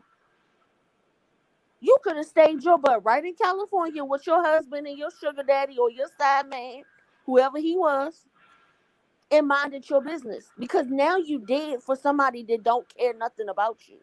I mean, I I'm say not this. dying for somebody that I know don't care about me. I say this. In But that's her, the thing, though. Sorry, Lisa, but yeah, no, see, go ahead. that's the thing. See, these people thought that he cared. Even in one article that I read about the lady who lived near me who got killed, they said she believed wholeheartedly, she was very passionate, even though she did it wrongly. So that's what they put after the woman that died. But here's Wrongly my so. thing. Here's my thing about that, and I'm gonna say this: I don't wish death on anybody, but please stop talking about these people who were rightfully killed. I'm not trying to be funny. You put yourself in a situation where you put your life at stake. Exactly. You Exactly. put yourself in that situation. Now I understand that the Capitol Police, that's their job, and they go in there. However, it's one thing to fight crime and get killed in the process. It's another thing for, what are they called? Zealots and obsession. The police sitting here killing innocent black people for no reason, yet you put yourself in a situation that could have got you killed, and that's what happened. And now people want to come out and say what kind of great person you were.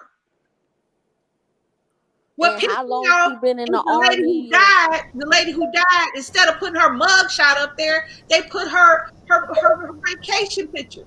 If it had been Jay Dunn, or if it had been C Stacks, Our mugshot would have went straight your up on mug TV. shot would have been on there. Or a Yeah. picture with a liquor bottle in your hand.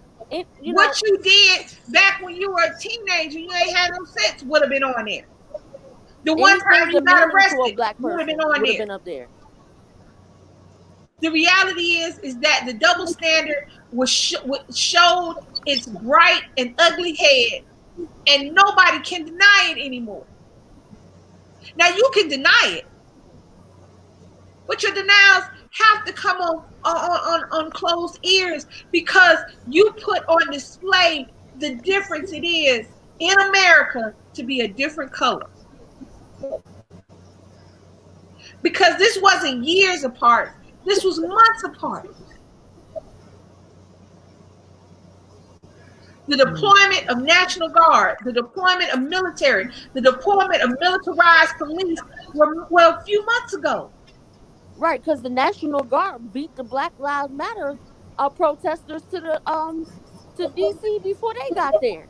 But yet it took them hours to call them in this time around.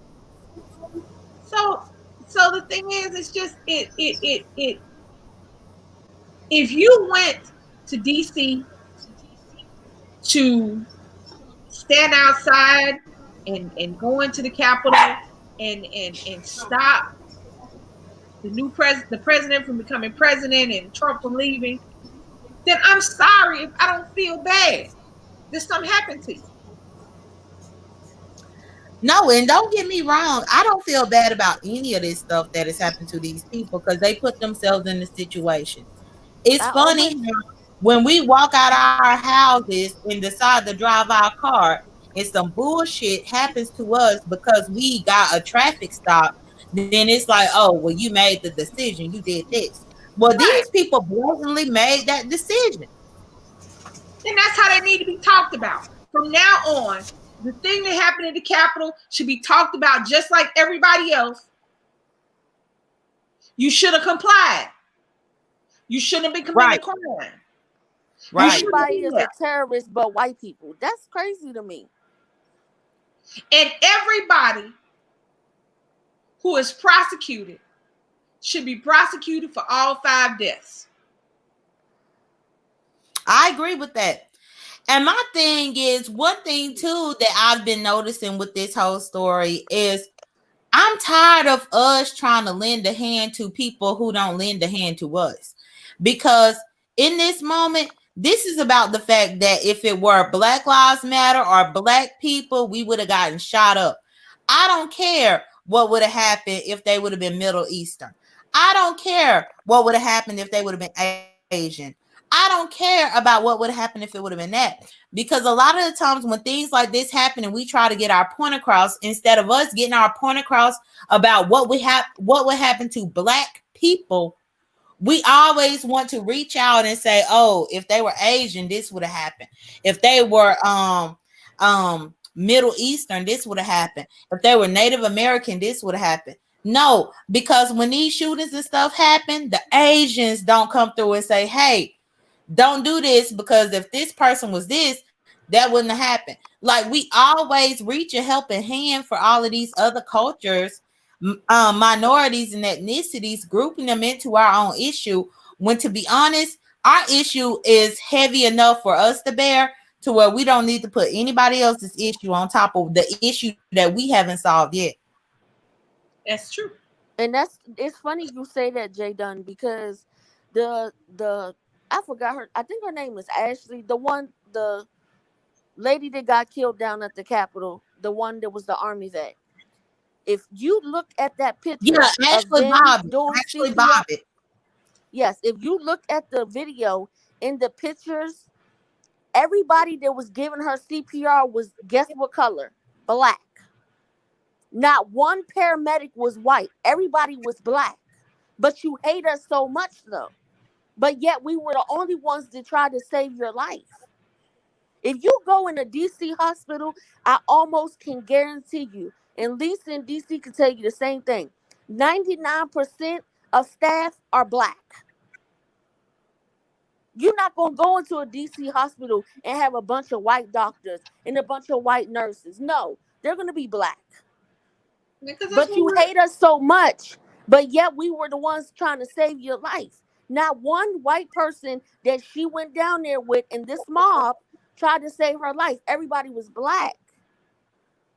We always trying to help. That's how we were brought up, to always help, always protect. But yet they don't help and protect us. And even though they keep putting us through this over and over again, and they have for the last umpteen years, we still protect. We still help. We still try to save them people. They forget that. And I keep telling people, my godmother is white. My godmother will tell you, she will save my life before she saved one of her white family member lives. Because my life is just as important as theirs. But white people keep forgetting that when they're down and out, guess who's the first race to go and help them or save them? It's always us. But yet we, the bad people, we the thugs, we the terrorists. I'm tired of it. I'm tired of it. But that's our fault. See, we gotta That's stop not our doing it. fault because that's how we were raised. You can't raise people that way and then expect for it to change because that's what's in our hearts. That's what God put in our hearts. You can't blame us for that. No, no, should no, not. no. See, because I was born and raised in South Mississippi, so I know all about racism. I lived it from the time I could walk and talk. But once I became an adult, I made up my mind on what I was going to tolerate and what I was not going to tolerate, what I was going to help about and what I was not going to help about. Right, but it's And different from tolerating, and you don't have to tolerate a lot. But when we see somebody, for example, if you go out and you see a white person getting attacked by a group of people, your first instinct is to go help. Whether they white, black, pink, purple, pink. We always trying to protect. not for me, see, because my first instinct would be to call the police for them. But that's Now I'm still gonna call the helping. That's That's police not for still them, helping. helping. That's but That's I still not helping helping. them. Your but first I'm not instinct gonna would be put to do my life something. on the line whenever I know that they wouldn't do the same for me. But you're still protecting them by calling the police. You're still getting them help. That's what you missing what everybody else be missing. You're still helping them. It doesn't matter how you do it. It's that you're doing it. And that's what they forget. That we're always doing it. It's not that they forget that, baby. They've never been taught that. They've never been really exposed to that. They've been exposed to in the mainstream and out there in the public what the persona that they need for us to have. When they're exposed to us one on one as a people, we all get along. But when we start bringing in outside influences and we start having a mob mentality, that's when the indoctrination of black people works. And what she was saying to you, Jay Dunn, is this: even though you wouldn't physically go over there and put yourself in harm's way for that person, your first instinct was to call 911. It wasn't to turn away and walk away. Because that's what white people would do if they seen a black person getting attacked or beat up or shot. They will walk. Now they're gonna look because they nosy, but they gonna keep walking and not call the police, not jump in, not say stop, not do anything. Just like those transsexuals that were attacked in Los Angeles, they were black and Spanish. White people walked past them as if nothing was happening, yet a man was beating on them. You know who But ran this to is their rescue? Their people. But guess who didn't run to their rescue? The other people that we always saving. But this is why I say it's our problem. It is our It's not. problem. We are to blame. We are to blame about that because if you think that as black people we've not been conditioned through life experience to realize that white people will not come to our rescue, white people have been conditioned through life experience to realize that we will always come running. So Right, but the we're fact not gonna that walk past and be oblivious to the But see, situation. we weren't raised on the conditions of others.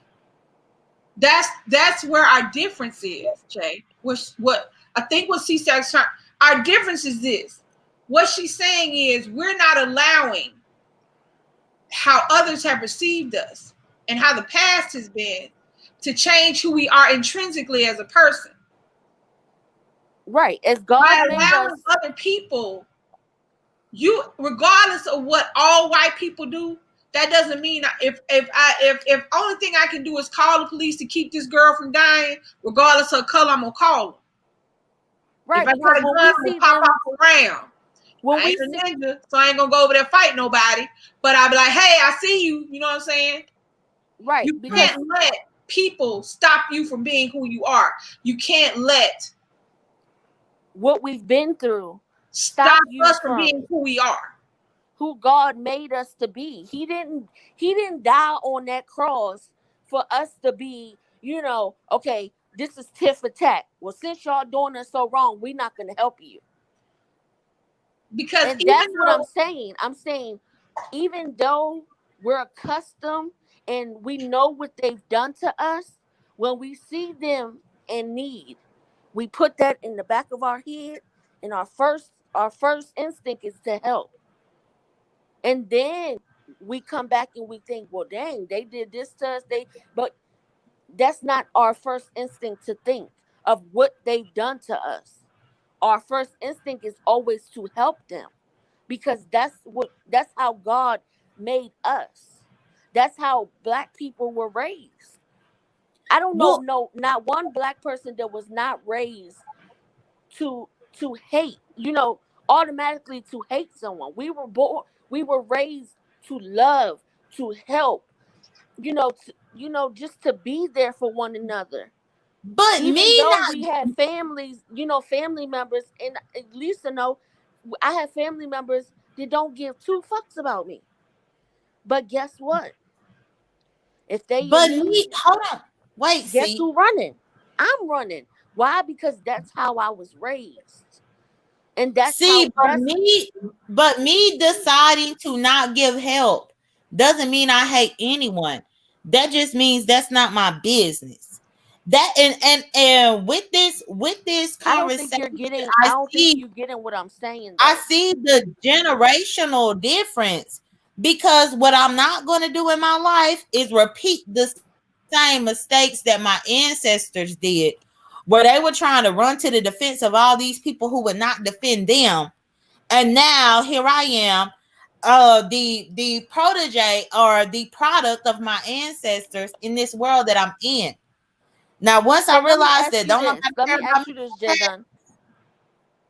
If you see a white lady and a little white girl, and you see them in a parking lot of a, grocery store, whatever, and you see a man attacking them, you're not gonna step in. Let's say he no, got a knife and he's stabbing them. You're not gonna step in. I will call the police. But that's still help. That's my point. Right, You're right. still But what I'm helping saying them. is I'm not about to put myself on the line, put my own health, put put my own situation on the line. Yes, I will pick up my cell phone and I will call the police and report an attack happening over here. But as far as me putting myself on the line I'm for not somebody saying who you will never always have to get into it. I'm saying it doesn't matter how you help. You're still helping them. That's what I'm saying. We always help them in any way.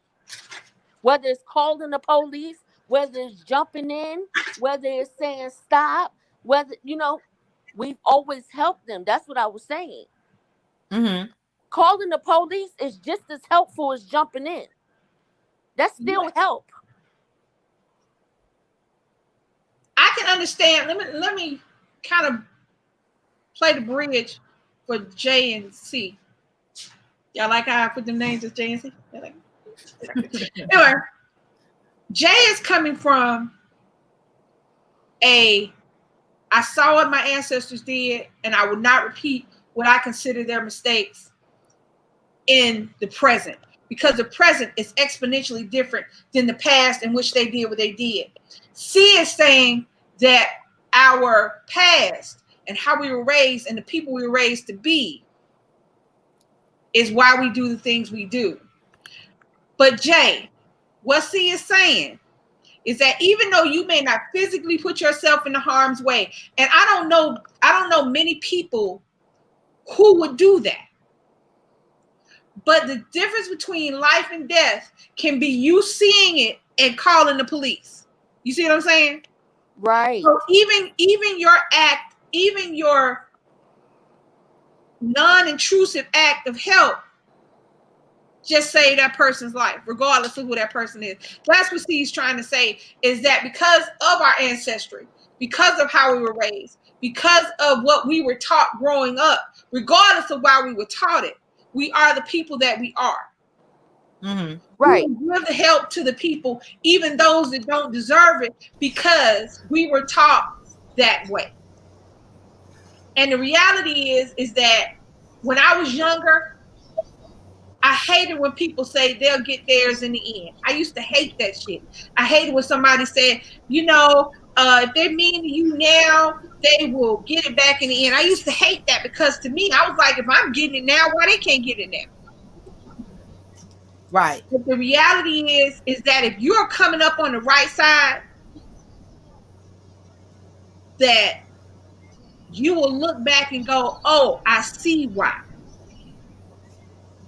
No, Jay, don't jump in. My thing is this: I can tell you right now, there are very few people I will risk my physical health for. Exactly. However, especially not a person I don't know. But right, if I have to there call are few 911, people I will. I will risk my physical health for. And the only people that I don't know that I'll risk my physical health for are children. Right, exactly. Now, other than that, but if I come across a situation where nobody else is on the street but me, and I see it happening 911, I will sit there. I'm not getting out my car, and I will run these bitches over. So somebody got to get here right now. But I see this person stabbing this person. I see this person snatching this person in the car. Here's this, here's that. You know what I'm saying? And here's why I do it. I do it because I got kids. And also because how you was raised, Lisa, it's in us. Yeah, but I'm gonna tell you something. See, I'm gonna tell you, I was a whole lot more J Dunn when I was her age than I was you. Because at the time, having grown up in the situation where I saw people treat my grandmother like the help and not like my grandmother, right, a person who I worshipped, right, I hated them. Even though part of me was them. So I mean, we understand where J Dunn is coming from. Right, so, I do too, because we've been through so much with these people. And I'm gonna keep calling them. I can understand where Jay is coming from when she says that she's not going to do that, and she's not going to repeat the mistakes of our ancestors, because we see that, because we're living in a time now that if we try what Martin Luther King did and those people coming up did, if we try the peaceful resistance, we get beat down. Right. If we try the by any means necessary, we get beat down. If we rise up like slaves did, we get beat down. So we are trying to find a way to do what we need to do in this moment in time and survive this moment in time so that we can see the fruits of our labor come to fruition. Because the reason that I would go out of my way to make sure somebody, if I can call the police on somebody, if I can tell somebody the tag number, if I can tell somebody where I saw, because I have a son. I have a 16-year-old son. I have a daughter. And I would hope if somebody saw my daughter needing help, they would dial 911. But Lisa, you know, if a white person seeing your black son and your black daughter something happening, they're not gonna call 911. They're gonna walk past like nothing is going on. But see, what I'm gonna say is not all. See, that's the problem that we have. That's what they do to us. It's not all white people. Well, yeah, I Just know it's like not not all white all people. black people, like not all black people are helpful. If you think about it, we can be most hateful to ourselves, to each And each other. other. The reality is that the stereotype, we cannot allow the stereotypes and what has been the propaganda that has been put out there. We cannot allow that to cloud what we're fighting for, because that's what it does. What white folks do, what black folks do, what white folks won't do, what black folks won't do. It is it is individual people. And when like minds come together, that's when change happens. And I think that my main thing that I was trying to say is that at some point we have to realize our battle and stop worrying about everybody else's. Because Yes, I agree with that. when they have their own meeting, they're not thinking about what we got going on. So I get tired of hearing us always trying to group all brown people into the equation, when I know when they have their meetings about success and things like that, about change in their communities, they don't have us in mind. We need to focus on black people.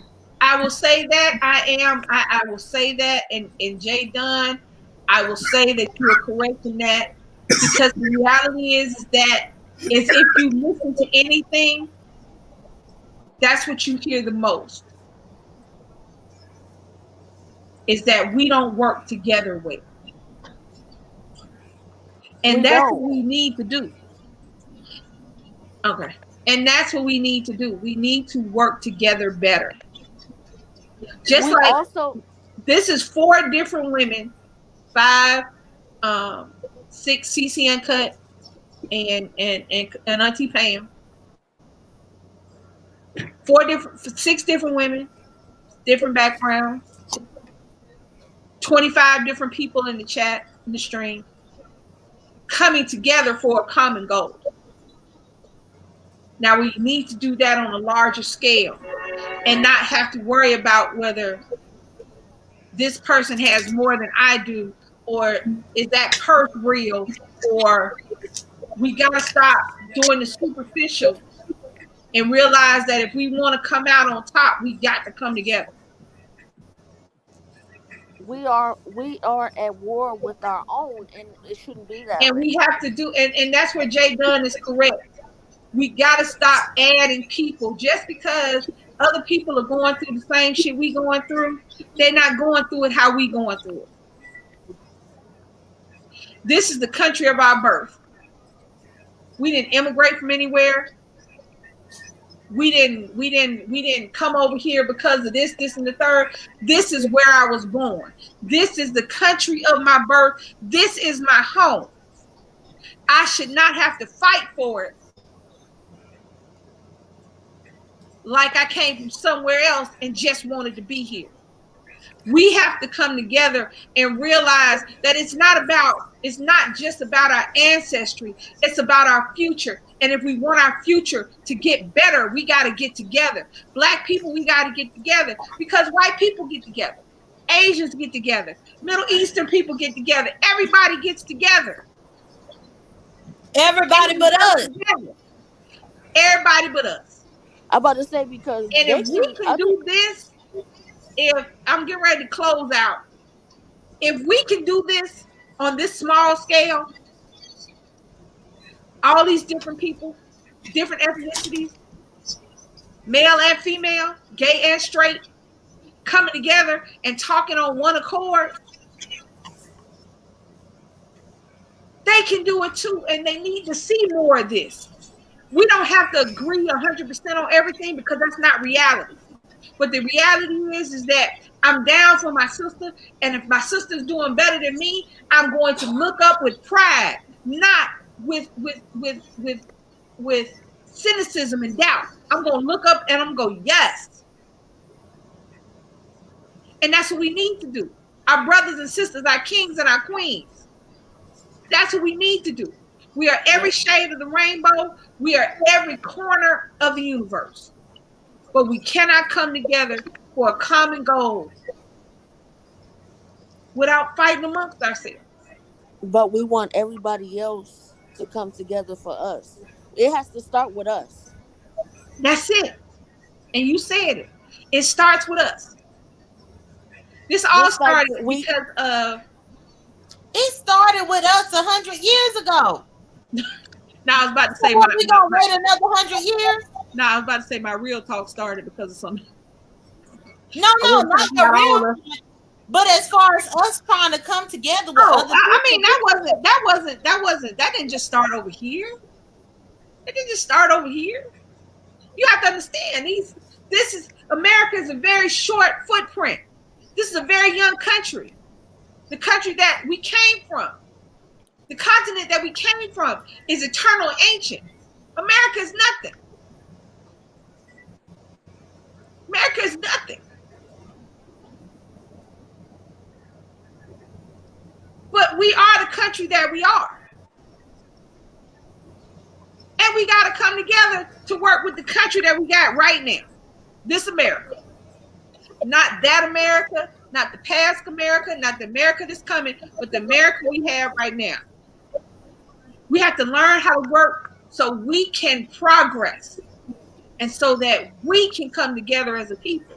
And then once we come together, once we everybody lock else it will down, follow in line. and then we can let other motherfuckers think we want to, or we don't. But if they can see us, if they can see us coming together regardless of our differences, excuse me, sorry, if they can see us coming together regardless of our differences, we are a force to be reckoned with. We are an impenetrable field. We just got to get there. Lisa, is it okay for me to make one quick statement and then I'm gonna fall off here? But I enjoyed the conversation. Go ahead, baby. Yeah, I wanted to leave y'all with this. The chaos that we saw those Trump supporters do showed me an act of desperation. That was an act of desperate people willing to do whatever and go above and beyond to have their voices heard. Now, most of y'all on here are mothers. I don't know about Steve, but I know about Leilani and about Lisa. And what I can say is just based on my generation, and I'm not in your kids' generation, but You don't want the my generation. yeah, the newer generations are feeling the same sense of desperation. This is why they go out there and they protest. This is why they allow rubber bullets to hit them while they out there trying to protest. This is why they do all of this. And essentially, the act of desperation that we saw these grown ass adults with careers and things like that to lose do, the newer generations, the future, the youth of the Black community, they feel that same exact desperation to where they don't have a career to lose. So they will go out there and stand and get hit by the rubber bullets or even get shot for real. Like at some particular point, we have to have a conversation to where we have to really say, hey, some of the stuff that we have been doing is not working. Because at this point, the younger people are not trying to go the route that our ancestors went, that our ancestors traveled. And they just might be the ones to want to be more radical about trying to affect change. And of course, because of the color of our skins, we won't get to live to tell the story, even though all these people that bum rush the Capitol are able to live and tell theirs. You're correct. And it is a new generation. It's a new age. And I don't think I see it come to fruition. Hopefully my son will. Hopefully my grandkids will. Hopefully he won't have to have the same feelings I have when he leaves the house. Hopefully none of your kids will. But the reality is that This whole real talk came about because of the utter idiocy and ridiculousness of January 6th, the Capitol steps of what used to be the greatest nation in the world, which is now a laughing stock. Right. They Black came people, here we and have made got a to come mockery together. out of DC. In America, we got to come together, y'all. We got to. We got to. We got to put all that pettiness aside. We got to put all that bullshit aside. Stop And we got killing to each come other. together for our future. Because if not, we're just playing with each other. And I want to thank my lovely co-hosts, Leilani's Kitchen, C Stacks, and Jay Dunn. Thank you so much. I want to thank you all for joining the panel. I want to thank CC Uncut and A View as a View for coming on. I want to thank all my moderators for keeping the chat going. I want to thank everybody who's talking in the chat. Thank you so much. Really appreciate you guys. We should do this more often. Maybe we can get other people to do it. You never know. Start a revolution. Revolution to be televised, y'all. If you're watching this in the replay, make sure you hit that like button. If you already haven't hit that like button, comment down below, whatever you want to. Open forum. Let's go. Share this video because, you know, maybe we can get somebody else to start talking. Like, comment, share. And if you came across this video and you like what I talk about, subscribe so you can keep it up. And make sure you hit that notification bell so that every time we drop a video or go live, you guys can join us. I want to thank Leilani, C Stacks, Jay Dunn, A View as a View, and CC Uncut for hopping on the panel. I want to thank all of our mods. Thank you so much. I love you guys. I really do. We'll see you tomorrow night at Bingo at 7 o'clock, 7:30. One of them. I don't know. But y'all will know sometime. So thank you guys so much. I love you guys. See you later. It's your girl Lisa. Bye, y'all. Bye, y'all.